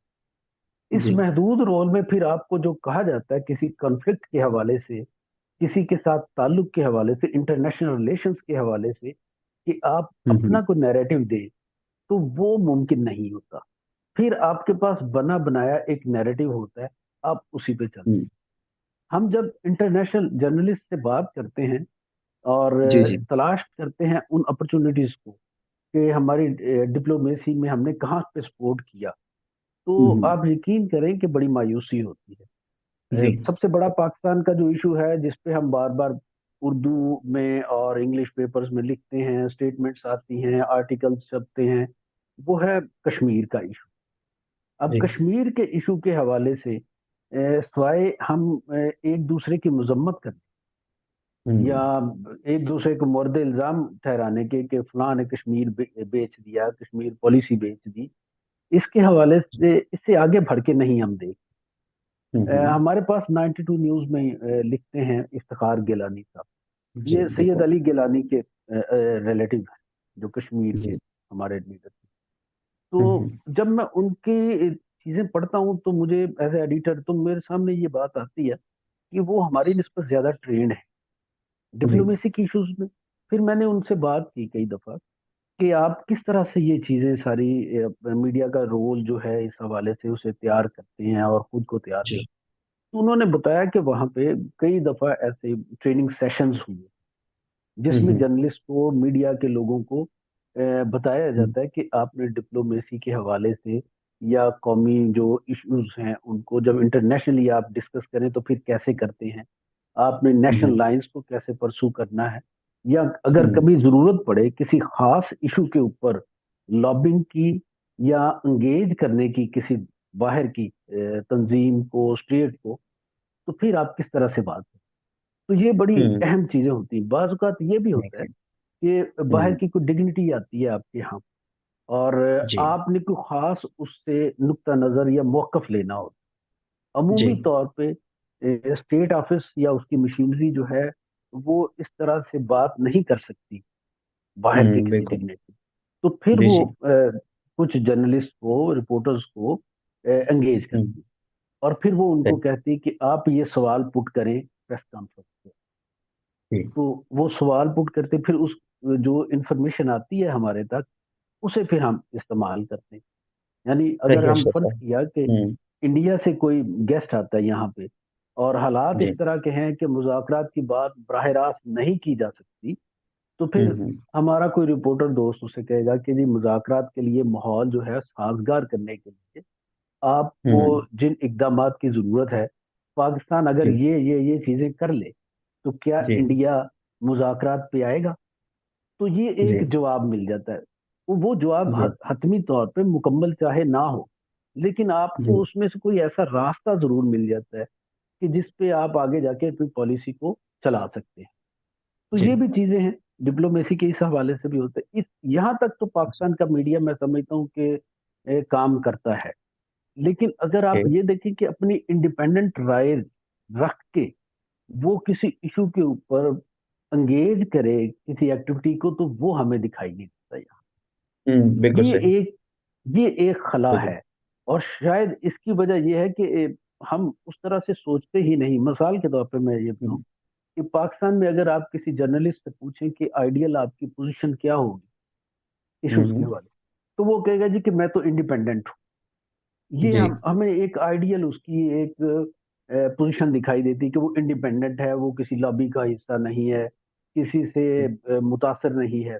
ये हम्म। लेकिन अगर आप यही कुछ किसी आजाद मुल्क में या हकीकी तौर पे जहाँ पे आपके राइट्स जो हैं प्रोटेक्टेड हैं और जहाँ पे जी उसकी जी जमानत के साथ साथ उसे इंश्योर भी किया जाता है, तो वहां पे जी। जब आप ये बात करेंगे तो वो हैरत का इजहार करेंगे कि ये क्या बात हुई। एग्जैक्टली। वो कहेंगे कि जर्नलिस्ट जो है वो तो होता ही आजाद है, तो आप ये बात क्या कर रहे हैं। तो सो ये है कि हम्म। हम इंटरनेशनली जो कॉन्सेप्ट्स को यहाँ पे डिस्कस करते हैं, ये उनका जी। तनाजर तब्दील हो जाता है रियासत के साथ। एक रियासत ओके। में उन इश्यूज की हैसियत कुछ और है, दूसरी हम्म। रियासत में जाएंगे तो उनकी हैसियत और हो जाएगी। तो सही। डिप्लोमेसी के हवाले से जो मीडिया का रोल हम यहाँ पे डिस्कस कर रहे हैं, वो ये हम्म। तो मुमकिन है कि वेस्ट के जहाँ पे सारे हकूक शहरियों के हैं और रियासत इंश्योर करती है, वहाँ पे जर्नलिस्ट किसी और तरह से रिएक्ट करे कुछ इश्यूज पे। लेकिन पाकिस्तान में जो है जर्नलिस्ट, उसकी हदूद काफी सख्त हैं और उसे उन सही। हदूद में रह के ही काम करना पड़ता है। यही वजह जी। मैं समझता हूँ कि यहाँ पे जो थिंक टैंक बनते हैं, वहाँ पे हम्म। जर्नलिस्टों की नुमाइंदगी बहुत कम होती है। दो जी तीन जी। नाम हैं, मैं अरसे से हम्म। देख रहा हूँ पिछले 25 साल से, कि अगर कहीं हम्म। जरूरत पड़े तो वही दो तीन नाम हैं। शहरी हम्म। रहमान होंगी, वहाँ जी पे मदीहा लोधी होगी, वहाँ पे जी। शहरी वो जो दूसरी थी पीटीआई वाली खातून, वो होंगी। अ, तो जी जो मिनिस्टर थी जी ह्यूमन जी जी राइट्स जी की पिछली दफा, जी जी। जी वो होंगी। तो एक आध और खातून होंगी। तो यही हम्म। लोग हैं जो घूम फिर के आपको इस पूरे मंजरनामे में दिखाई देते हैं। तो ये लोग जो हैं इन 60 60 70 70 साल के हो गए, क्या उसके हम्म। बाद आपको जरूरत नहीं पड़ी कि नया खून शामिल करें इन चीजों में, आपके इश्यूज सही। को आगे चलाने में। या फिर ये है कि आप वही इश्यूज को चलाना अभी चाह रहे हैं, उसी तरह स्टेटस रख के उसका, उसमें कोई तब्दीली हम्म। नहीं चाहते। तो जब आपने हम्म। ये देख लिया कि पिछले 40 50 साल में जिन लोगों ने बतौर थिंक टैंक या डिप्लोमेसी के साथ रिलेट करके मीडिया को पेश किया, अगर वो कोई हम्म। तब्दीली नहीं ला सके, कोई कारकर्दगी हम्म। नहीं दिखा सके, तो फिर आपको रिजल्ट के लिए सूरत हाल को भी तब्दील करना है और नए लोग भी लेके आने हैं। उनको आप सही। ट्रेनिंग दें या बाहर एक्सपोजर दें, ये दोनों सूरतें हैं। तो ये जब सही। चीजें हमारे यहाँ शामिल नहीं होंगी, तो मैं कैसे ये तवक्को करूं कि मीडिया जो है वो इस हद तक जाके किरदार अदा करेगा। आप देखिए, आप मकामी इश्यूज में इख्तियार मीडिया को नहीं दे रहे, तो हम्म। इंटरनेशनल मीडिया, ये डिप्लोमेसी तो बहुत ही एक नाजुक एक मामला है। तो वहां पे जी। हम तो को कैसे करें कि पाकिस्तान का जो जर्नलिस्ट है उसको कोई किरदार अदा करने का मौका दिया जाएगा। तो ये कुछ चीजें हैं। ठीक। मेरी थैंक यू। रिजर्वेशंस भी हैं इस हवाले से। तो आप लोगों का बहुत शुक्रिया। शाहरुख टेक्नोलॉजी ने जो इंटरनेशनल कॉन्फ्रेंस की, बहुत बड़ा इक़दाम है। यकीन करें, मुझे हैरत थी और मुझे पहले शक भी था कि इतना बड़ा इवेंट ये कैसे कर लेंगे। तो लेकिन डेफिनेटली। मैंने अभी पिछली गुफ्तगू भी सुनी है और अभी भी मैं जी। अपने साथी पैनलिस्ट, इसमें मेरे बहुत से दोस्त भी शामिल हैं बैठे हुए। जी तो जी। मुझे मैं मुबारकबाद भी देता हूँ आप लोगों को कि बहुत अच्छा आपने। Thank you so much Ashraf साहब, जो आपने बेसिकली इंटरनेशनल कोलैबोरेशन और मीडिया डिप्लोमेसी के बारे में हमें जो एक लिंक समझाया, और जिस तरीके से आपने जो रिपोर्टिंग के मैकेनिज्म हैं इंटरनेशनल कोलैबोरेशंस और मीडिया डिप्लोमेसी के हवाले से, उनको आपने बताया कि किस तरीके से किया गया। And very critical observation regarding the international collaborations, जिस पे आपने बताया कि सिर्फ कुछ नेम्स ऐसे हैं जिसमें आप शीरी रहमान, मजारी स्पेशल, जिनका आप जी जी जी कह रहे जी थे जी। कि जिन्होंने बेसिकली ये चीजें हाईलाइट की, एक चंद नाम ऐसे जिसने हमें किया और नए चेहरों पे नहीं किया।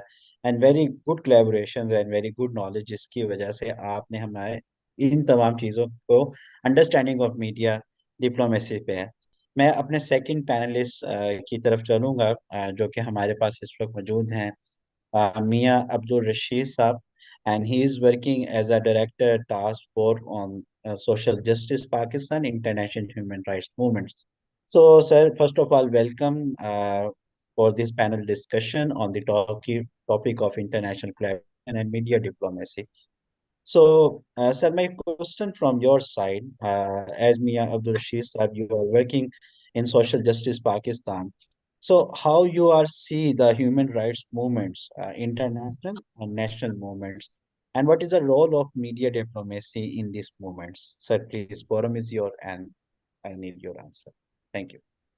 Um, First of all, I would like to pay rich tribute to you and your team for managing such a beautiful platform to exchange the views and to present the ideas and to present opinions which you have, selected for me as well.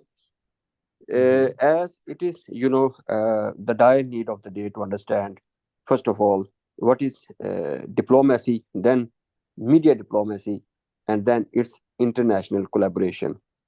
It has become global arena. It has become social media penetration around, in every blood right now. Although all the inventions in the human being are created, placed, and presented for the welfare of mankind at large.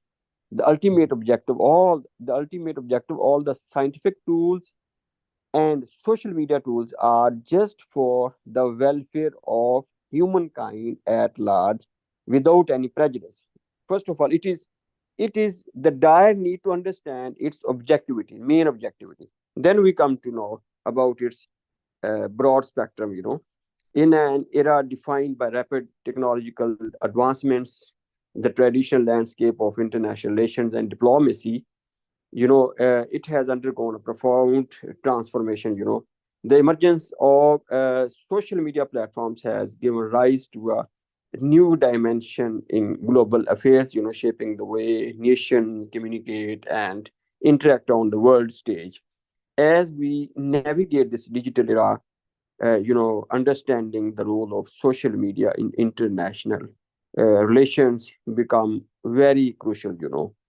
The power of social media in diplomacy is quite important and vital. To understand, social media has become an international force in shaping public opinion, mobilizing population, and influencing, policy statements. And diplomacy once, confined to closed door meetings, and official statements, has now expanded its reach through, different forums like Twitter. Now has become its, X.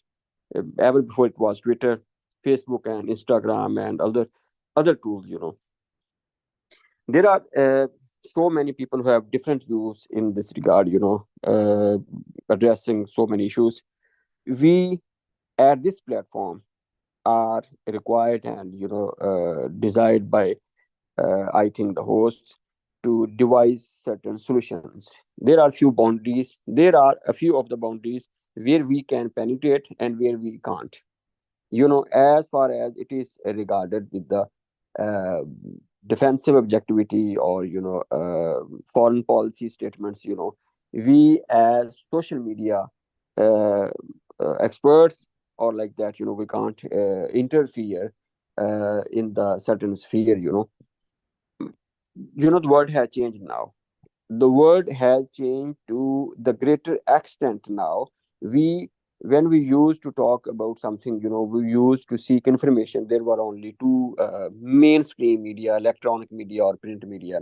Now we have entered into social media at the broader spectrum. We have different sources to learn a lot. We have different platforms like Facebook is there, YouTube channels are there, TikToks are there, and we are reshaping it.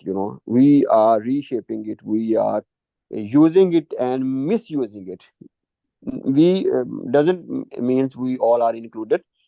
We, to a certain extent, when we talk only ideas and we are not striving for implementation and executing the regulations, on this typical media, as a certain panelists were talking about the negative use of social media to different platforms, and it has been quoted a few of the examples in the recent past that happened, and that caused chaos in the society, and which was quite disappointing for a few of the families, and a few of the families had to suffer a lot, like defaming tools and misinformation uploading in the media, and then spread like a fire. Because of what? Because we haven't created, we all stakeholders, regulators, regulatory bodies, and other people who are key stakeholders couldn't develop a mechanism to control it. They haven't created, strategic plans to control the unbridled horse. It has become unbridled horse. Unbridled horse is although quite a mighty animal. When it becomes unbridled, someone has to control it. Otherwise, that horse may crush so many things, like that. Now, media has become an unbridled horse to the greater extent, and in the vicinities, in at local level, at national level, and then at international level, we need to define and design or redesign or reform or amend framework, globally accepted framework. There are so many international agencies, like United Nations is there, UN agencies are there, World Food Program is there, United Nations Development Program is there, World Health Program is there. There are so many positive things are happening there, and they are spreading the message. They are creating the content.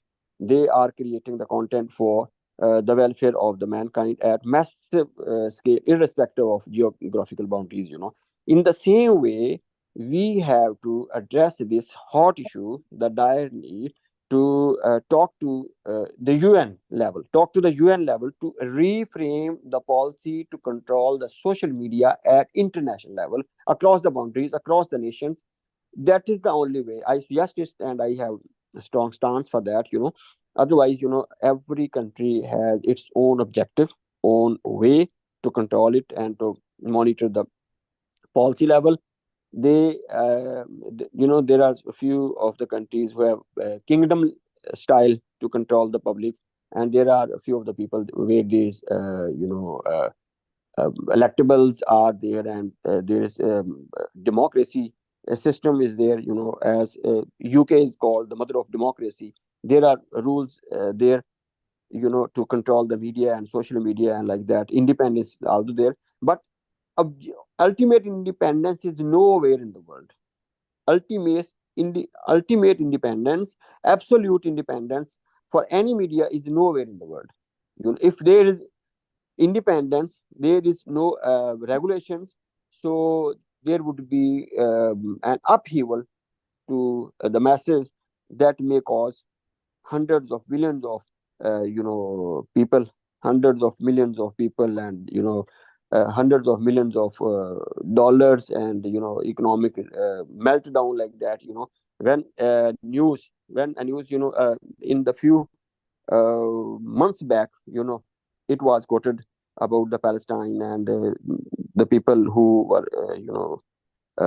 talking about these type of things, um, the war levels, and the role of media, of international media, who were not objecting, who were not quoting and creating their news, and not putting the facts to the masses, to the great level.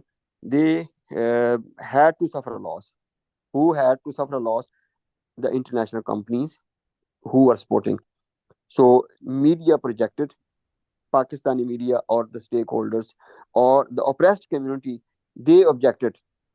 They objected about the authorities, about the relevant key stakeholders, and in the end, they had to suffer a loss. In media diplomacy, when you talk about international media diplomacy, you have to respect the level of rights of the stakeholders, of the public, of the general public, and the key stakeholders. Key stakeholders means, you have concern with international community. No one can survive without the helpline or the support or the exchange of the things with international platforms in Pakistan, in United Kingdom, in European countries, in USA, in African countries, in Middle East.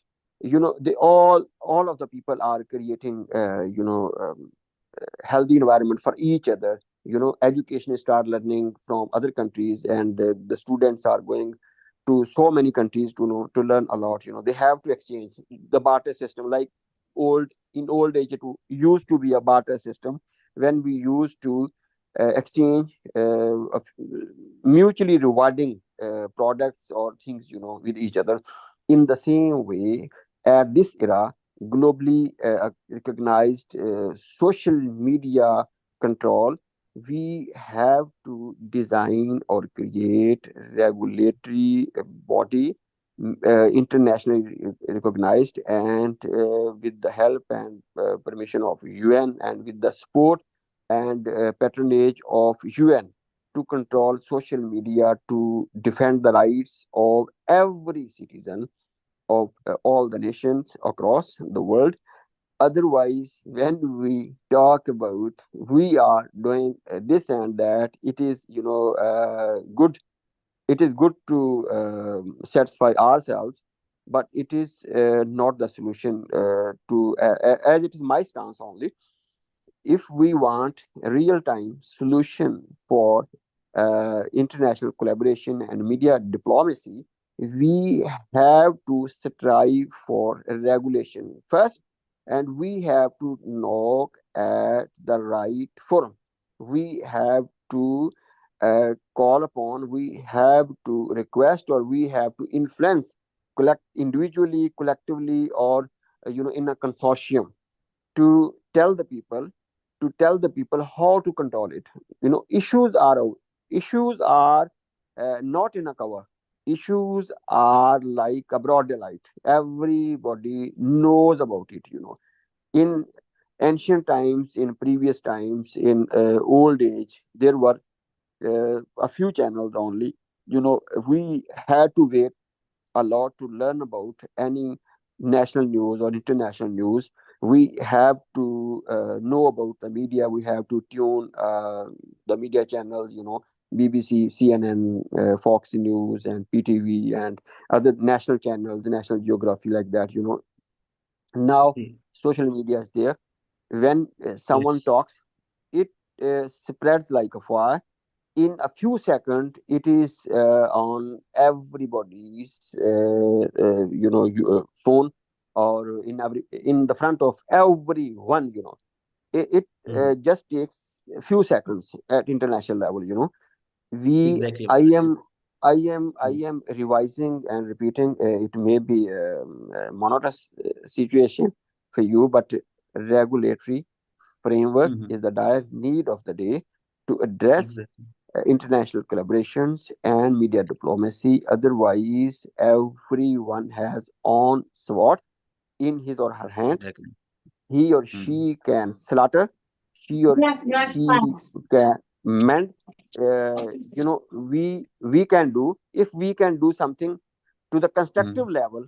We have to strive for media or social media regulations framework, Yeah, thank you. or restricted platform, and level of its dissemination. We have learned, and we have talked about so many times about SWOT analysis: strength, weakness, opportunities, and threats. It's obvious now. It's obvious for everyone. But are we able enough to address anyone? Are we Mhm. able enough to control the defamation, the defaming tools of certain people? A person, Mr. A, is opposing someone without any strong arguments, without any solid proofs. He or she can damage others. What's the regulation? There's no way. Exactly, Abdul Rashid sir. We have a very short time. If you want to conclude within a 1 minute, then I move to the next panelist. So I'm really sorry, we have a very short time. We have for this session. Please. Okay, I'm just concluding that Okay. I would like Thank you. to request the dignified panelists and speakers present here to strive for a well carved mechanism to control social media as boundaries and to control them for the larger interest of the people, for constructive methodology to defend the rights, to avert its attention, not to damage anyone to that level where someone he or she feels to commit suicide. It would Mm, be it would be a greater step for us all from this platform that has been created and provided for us all. It is very kind for the host to provide us.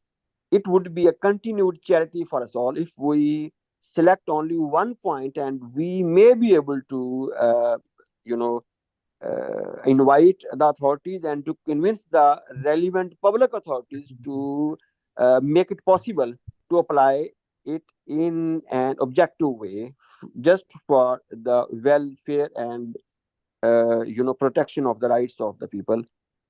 mm. So it's all about, I wanted to say, after your intervention or your invitation for me to conclude it in 1 minute.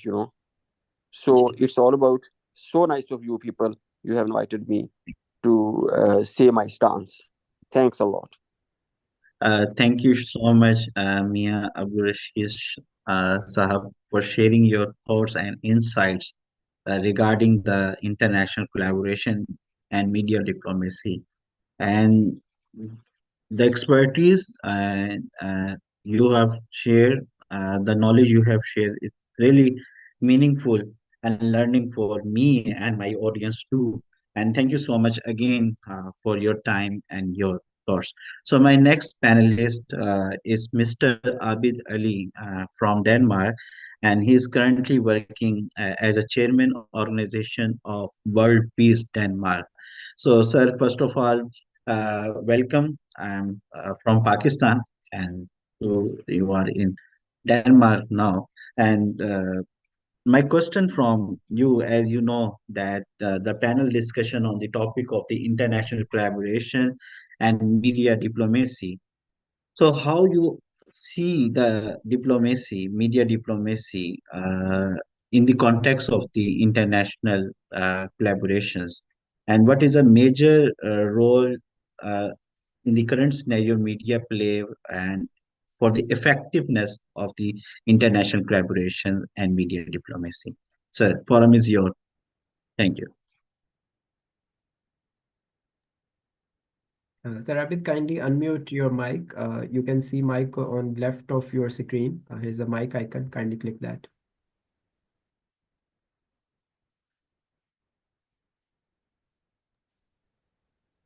So, Hamid Saab, Abi Saab is listening us? Yeah, Abhisab is listening us, but I guess he is unable to unmute himself. Mm-hmm. Kindly see on the bottom left of your screen, you might see a mic icon. Kindly click that.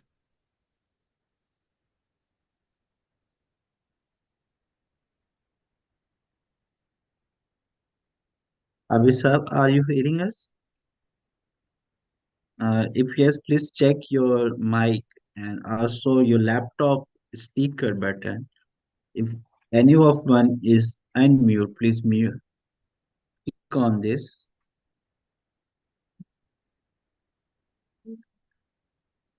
Hamis, should I move forward the next panelist? If Yes, kindly. Hamis, Yes, kindly.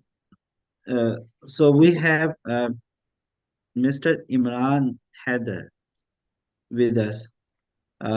If you are listening me, Imran Haider, say Assalamu alaikum. Imran Haider sir.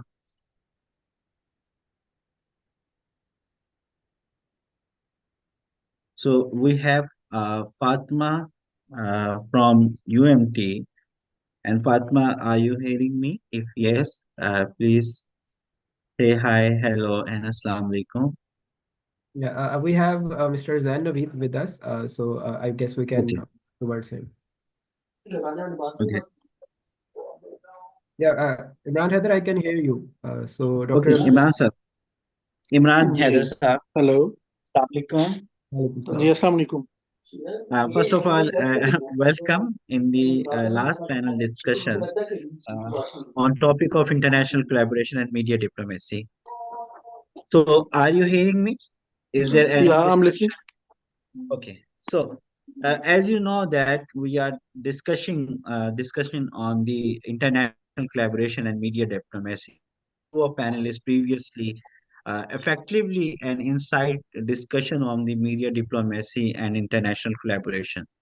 So my question from you, as Imran Saab, you are representing as a media department. So how you see the media diplomacy and international collaboration in the context of Pakistan and other Asian contexts, please. Thank you very much doctor Rameez and esteemed panelists. Good evening. In today, we interconnected the world. Media isn't just a tool for communication; it's a force shaping global narratives, bridging culture, and influencing diplomacy. International collaboration. अब unmuted है ये. It is. Are you listening? Can you hear me and listen? We can hear, and we can also hear Mr. Abid Ali Abid. So he Okay. Thank is you. able to unmute himself. So Dr. Ramiz, you can ask both of these panelists accordingly. So both of them are unmuted. Are you listening? Yes, we are. Yeah. So internationally collaboration in this sphere isn't just important, it's essential media when used strategically as a power to turn complex global challenges into the shared opportunities. Let's start by clarifying what we mean by the media diplomacy. It's essentially the use of media, a diplomatic tool, where nation and organization influence global public opinion, support diplomatic efforts, or foster mutual understanding. In the digital age, where information flows faster than the ever, media diplomacy is no longer an optional component.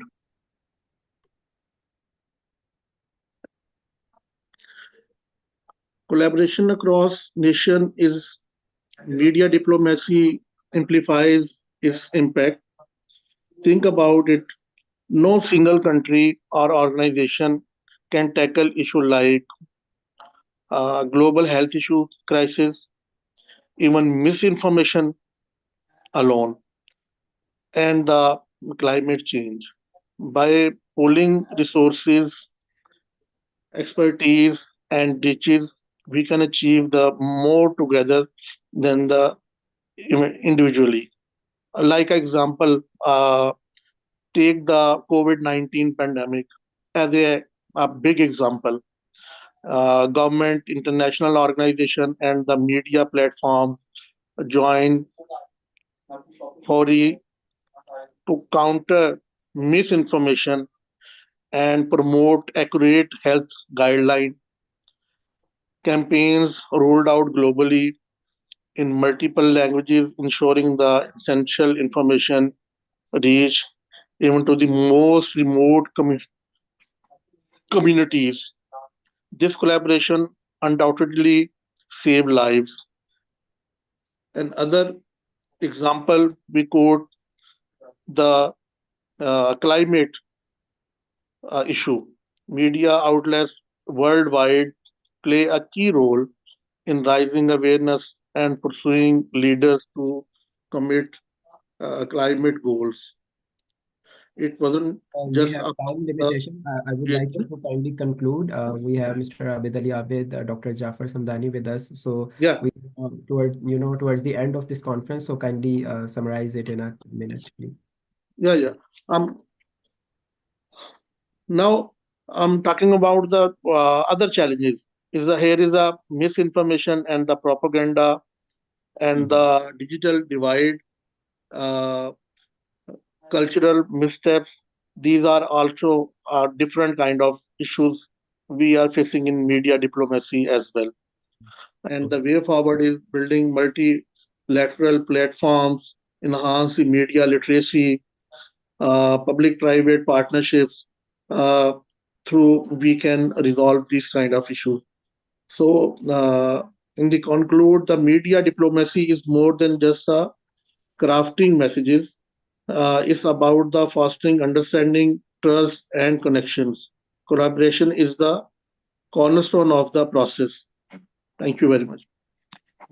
Uh, Thank you so much, Imran Haider Saab, for your insight and sharing your knowledge. And especially you have highlighted the media diplomacy, and especially with the context of the climate diplomacy. It is very neat for the Pakistan in the current scenario, what problems we are currently facing with the context of the climate change, and also a recently event which is finished by in 2 of November is a COP29, where is a very important role of the media and the international collaboration on the media diplomacy, and how we are collaborating and effectiveness of the advocacy with the context of the climate change. And thank you so much for your sharing of your Thank you. thoughts and Thank you for having me. Thank you. for your thoughts. Now, my panelists with us, I have already introduced Mr. Abid Ali Sahab, as you are from organization of World Peace Forum. So once again, welcome. And my question from you, if you are listening me, and please say Yes, I Assalamu can alaikum. listen you. Can you also hear me now? Yes, I Yes. am hearing. Yes, I am hearing. Oh, And fine. thank you so much. Thank you. Thank you so much. Thank you so much for joining us. And Abid Ali is very vast experience in media and especially in the peace sector. So, sir, my question is from you. Please share your experience with the context of the media diplomacy and how you see Pakistan as an international collaborator, and what roles Pakistani media play for the context of the peace and media diplomacy. Thank you very much, everyone. And I'm honored to address this assembly here. And your organization is highlighting the very important issue. There is no doubt in it. The question you have raised is a very clear question, but the environment might be not so clear. As far as when you make some experiment in any field of our life, when I talk about a field, I mean field is very open universe. And nowadays the internationally all countries are known and well known, and everybody is using the term of global village. And who is creating this global village? It was not a global village, term was not used as a global village about 100 years ago, 200 years ago. As soon as the new technology is emerging, and especially information technology is emerging in our lives, the world is getting closer and closer. So this is the first best scenario and the best results of the present technology. And when we talk where we stand, a country like Pakistan, where we stand, I really am I am obliged to be a part of this team, but I really feel shame when I talk to the world, because Whenever you put some new bindings, responsibility, restrictions, and to gain certain new ideas, new uh, benefits behind, then our work go long far away from our aims. The media aims are usually to create an environment where everybody can be aware about his surroundings and the countries as well. But what is happening? We are much more active in the activities where we can disregard and we make our own numbers. Even the media groups, what is their attitude? It is not the attitude of the technology, it is the attitude which is known as a personal behavior, and benefits can be taken behind what kind of technology we use will not be beneficiary. I was watching Pakistani media since 3 4 days very closely, but there was a huge number of information, and I don't think there was any reliable information I got, because it was not on base of truth, trustworthy. And in this situation, the all elements which information technology can be used, has no place. So what I would like to say and share, that informations are the real source of our trust and belief. Wherever there is no trust and belief, no technology role can be stronger. Of course, we need check and balance principle, and balance and check principle on vice versa. This is the basic problem. There are existing international scenario, for example, in the case of Israel and Palestine. You know what is happening, my dears? Israel is so quick in their response and using the technology, that before something happened, they make and create an environment in their favor. So this is one side of the use of the technology today. But other side, the same is happening in a negative way, that we are far way behind. So there is a real war in the international market, in the international groups, in the international people who are involved in such kind of activities. So I think in the peace process, for example, I represent peace. I have a motto, for example. What I said, that peace is not for today, peace is not for tomorrow, peace is not for day after tomorrow. It is an constant process. So when it is a constant process, why we have to talk about only past or present? We have also to think about tomorrow, and we have to prove everything which is happening today, what is happening tomorrow, and what we hope for tomorrow. So technology and the role of the media and the use of the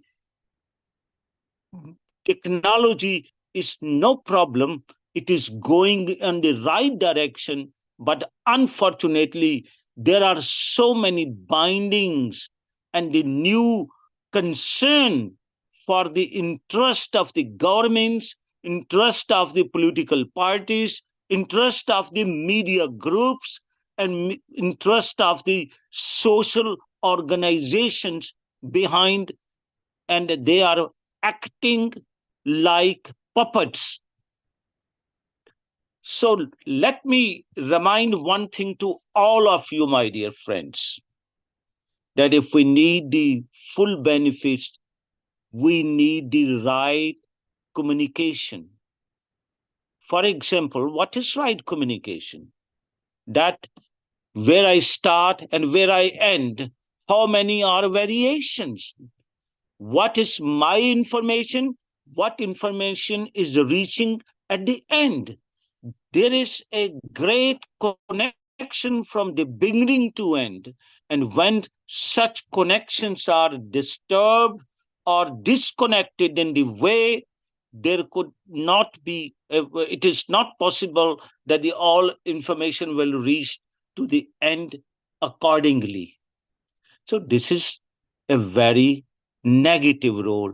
And where it is a positive role, that we are quick, extremely quick. Information could be confirmed very quick. This is the positivity. So same problem we have in the field of peace dialogues. People confirm and reconfirm. Same problem in diplomacy. People are confirming and reconfirming. And the media, technology, IT, everything is playing fantastic role because we can confirm and reconfirm in seconds. And years before, it was not possible. So, in short, in my last part of my words, that we have to work to get and make strong role for the accuracy of our informations. If our informations are accurate, the role of the technology will bring more happiness, more information for the people, more information in all fields. I just want to give one example. For example, my daughter is in the local government of Denmark.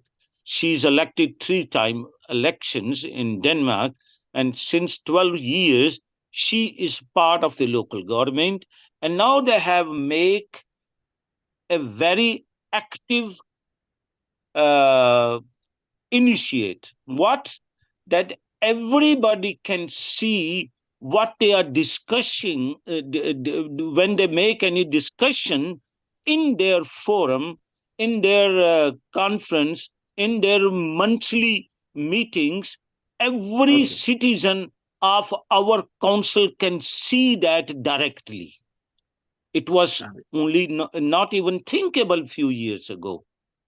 Everything they can see alive on the local government level. Same is with us in the health department, that there is you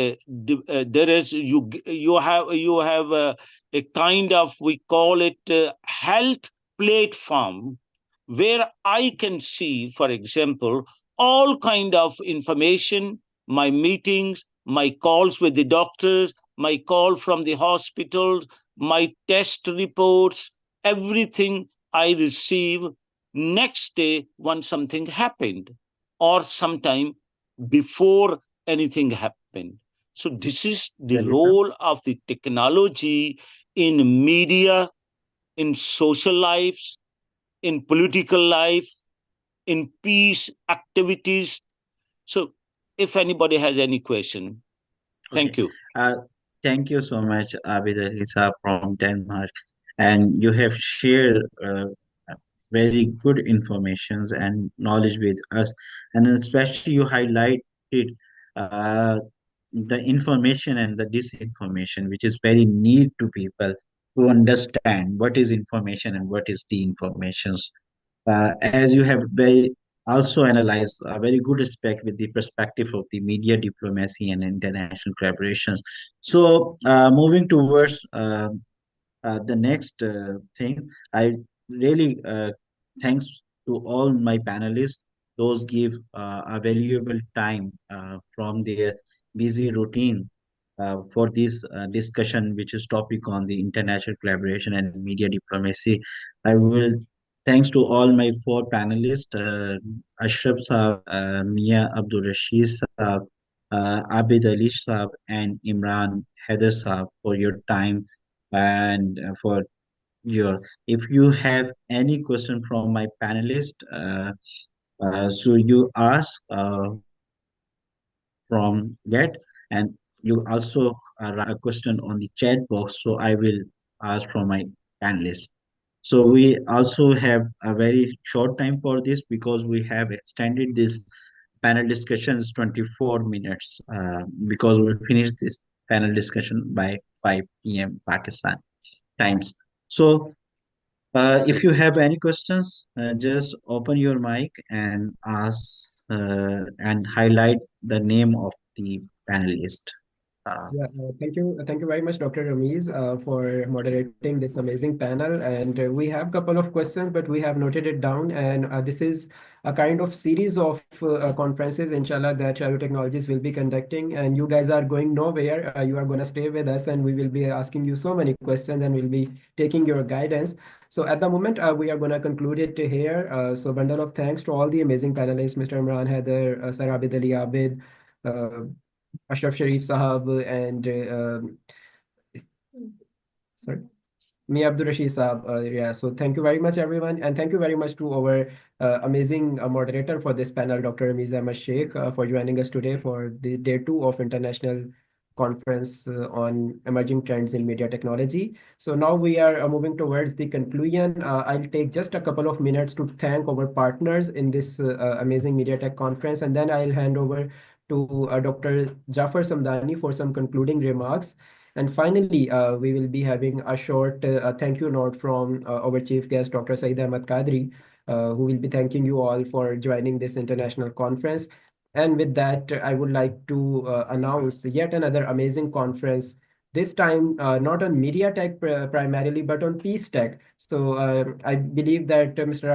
Ali Abid will be quite happy to listen this, that Shahruh Technologies is going to conduct a conference on peace tech. And we will be definitely in touch with you regarding that conference. So here I am Thank going you. to do a very short animation of Innova TV. That is the platform that is here to innovate media tech. And this was the sponsor and acquire.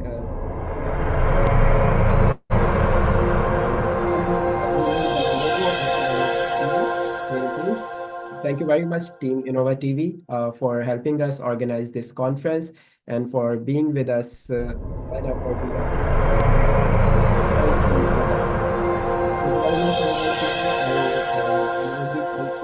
All our key partners, just stay with me for a while.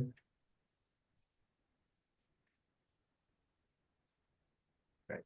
So I believe you guys can see my screen. So I would like to thank Fashion EPK, our outreach partner, Printable, our design partner, Bani Kahani, our event sponsor, Event Mac, our event partner, Flying Punjab, our outreach partner, RP Creation, our outreach partner, and all the partners in one frame. So thank you very much, everyone, for joining us this International Media Tech Conference. And here is the galaxy of stars that I have shown to you guys last day as well. So 40 plus international speakers joining us in this 2-day online Media Tech Conference. Thank you very much, everyone. I can't thank you guys enough. And this is, I believe, the right time to invite Dr. Jafar Samdani to say some concluding remarks. Sir, the floor is yours. Kindly unmute yourself.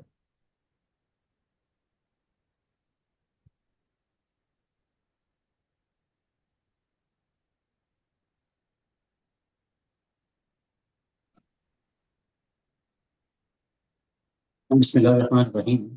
अल्लाह के पाक नाम से जो रहमान और हमेशा रहम फरमाने वाला है। आदाब sir. I'm sorry everybody was digging out something from English rather than over the subject, so I'm sorry to see.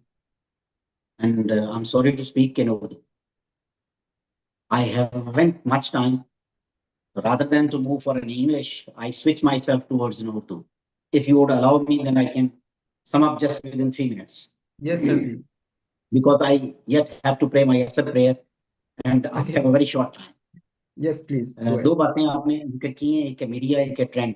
दो चीजें शेयर करनी है, मैं इसको कंक्लूसिव करूंगा अपनी सजेशन के साथ। पहली बात तो ये कि हमारे यहाँ आजकल, हमारे नहीं, इंटरनेशनली मीडिया का जो ट्रेंड है ये आप उठा के देख लें। सोशल मीडिया ने को रोल प्ले किया है, तो इतना किया है कि हम यूक्रेन, कश्मीर और गजा के लोगों के सहाफियों के ट्वीट उठा के अपनी मेन स्ट्रीम मीडिया पे चला रहे हैं। ये हमारा मीडिया है। और हमारे बॉर्डर पे हमारे साथ कश्मीर में 6 फेजेस हैं डिफरेंट टाइप्स ऑफ फोर्सेस की, इंडियन साइड से। कभी किसी मीडिया पे नहीं आया, कभी किसी जगह पे नहीं आया। कश्मीर में कैदी किस बात को रोक रहे हैं, किसी मीडिया पे नहीं है। ये हमारा मीडिया है और ये हमारा मीडिया का ट्रेंड है। ट्वीट्स का और सोशल मीडिया का आपने कहा कि उसको बूस्ट अप है, उसकी जगह उसकी हालत ये है कि आप सोशल मीडिया पे एक कमेंट करें, जुमला लिखें, नीचे 10 बंदे गालियां निकाल देते हैं। ये हमारा ट्रेंड है। इंटरनेशनल सिनारियो के साथ हमारा ये कनेक्शन है। रही बात हमारी सोशल अपनी अपनी इसी सोशल लाइफ में, अभी लाहौर से इसके मुजाफात में किसी जगह मुल्तान रोड पर जाते हुए 5 किलोमीटर नीचे उतर जाएं और उन लोगों से जाकर आप बेसिक इंफॉर्मेशन किसी चीज की पूछ रहे हैं, आपको वो नहीं आएगी एप्स क्या चलानी है और एप्स की ये जो ट्रेंड क्या देखने हैं। और दूसरी तरफ बीजिंग एयरपोर्ट $5 बिलियन से बनाया जा रहा है, जिसे वो पेपरलेस एयरपोर्ट बना रहे हैं, किसी किस्म का कोई डॉक्यूमेंट नहीं होगा। इस वक्त जिस अहद में हम जी रहे हैं ये ई लाइफ है, स्मार्ट लाइफ है। Everything is E passport, E ID, E life, E smart. ये तो अभी ट्रेंड है। आज के 10 साल बाद दुनिया कहाँ खड़ी होनी है ये हमें देख लेना चाहिए। यहाँ पे फॉसिल फ्यूल 0 हो चुके होंगे। ये कम्युनिकेशन की स्पीड है, इसमें मीडिया के ट्रेंड्स नहीं है। अब मीडिया के ट्रेंड्स क्या होंगे वो अब देख लें कि इस वक्त ब्लैक मार्केट की क्या सूरत हाल है। आपको मीडिया की जो पोलराइजेशन है इसके बारे में कोई लाइन ड्रॉ करनी इंतहाई मुश्किल है। इसलिए कहते हैं एहतियात अहले मोहब्बत कि इसी शहर में लोग गुल बदस्त आते हैं, पाबरसन जाते हैं। इस वादी में दाखिल तो हो जाते हैं बड़े शौक से, लेकिन इस वादी में खड़े रहना और मजबूती आसाब के साथ मिशन को लेके चलना बड़ा मुश्किल है।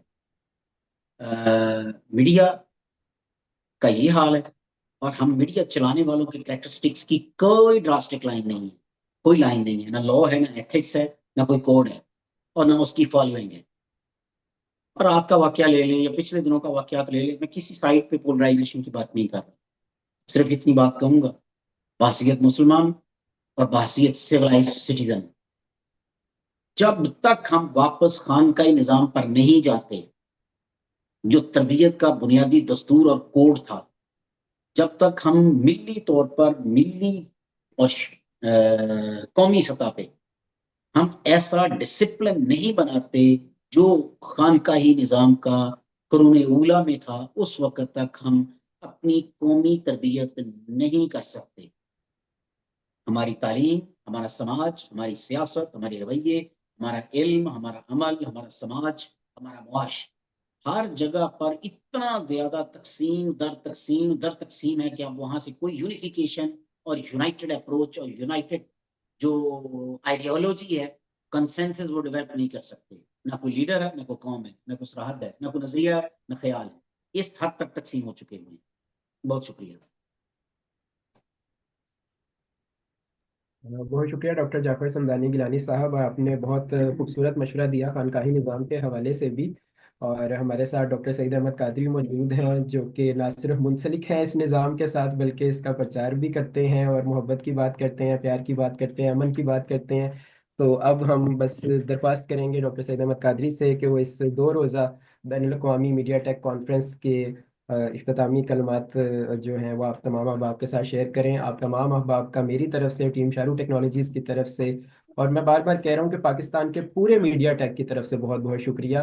हम बिला वजह तमाम लोगों की तरफ से भी शुक्रिया कर रहे हैं, क्योंकि हम कनेक्टेड हैं तमाम मीडिया टेक प्लेटफॉर्म्स के साथ। एंड आई रियली बिलीव कि अगर मैं उनकी तरफ से शुक्रिया अदा कर रहा हूँ तो वो इस बात पर खुश भी होंगे। तो आप तमाम अहबाब का बहुत बहुत शुक्रिया। इंशाल्लाह नेक्स्ट कॉन्फ्रेंस हमारी पीस टेक से रिलेटेड होगी, उसमें भी हम आप अहबाब को ज़रूर ऑन बोर्ड करेंगे।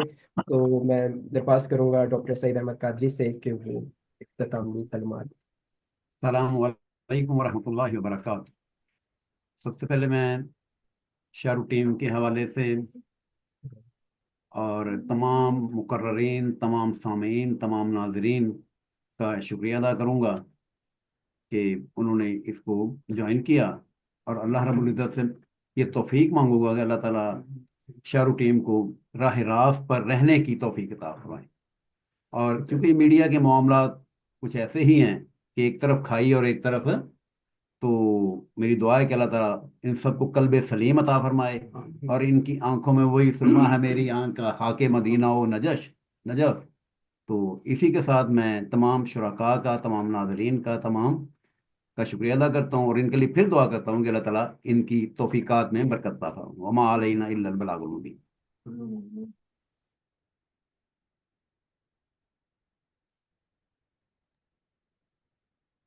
Once again, thank you very much, everyone. I can see Dr. Branka is still with us. Thank you very much, Dr. Branka, for joining us all the way from Cyprus. Thank you very much, Mr. Abid Ali Abis Saab, for joining us all the way from Denmark. Thank you very much, Dr. Samdani, for joining us from Qatar. Thank you very much, Imran Haider Saab, from joining us from Lahore. Mia Abdul Rashid Saab, for joining us from Pakistan. And I can see a message from Mia Abdul Rashid Saab that he wanted to say something. Sir, so if you can kindly conclude it in 1 minute, please do it. Floor is yours.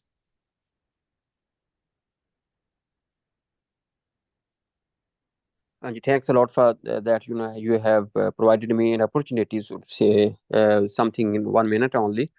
एक तो ये मेरे लिए amazing है, और मैं सबके लिए रोल मॉडल के तौर पर आपको पेश करता हूँ कि आपका अपने डैडी को एज ए चीफ गेस्ट लेना, it is a wonderful applause from me and from everybody who has attended this, who have participated this. It is a matter of pride for me.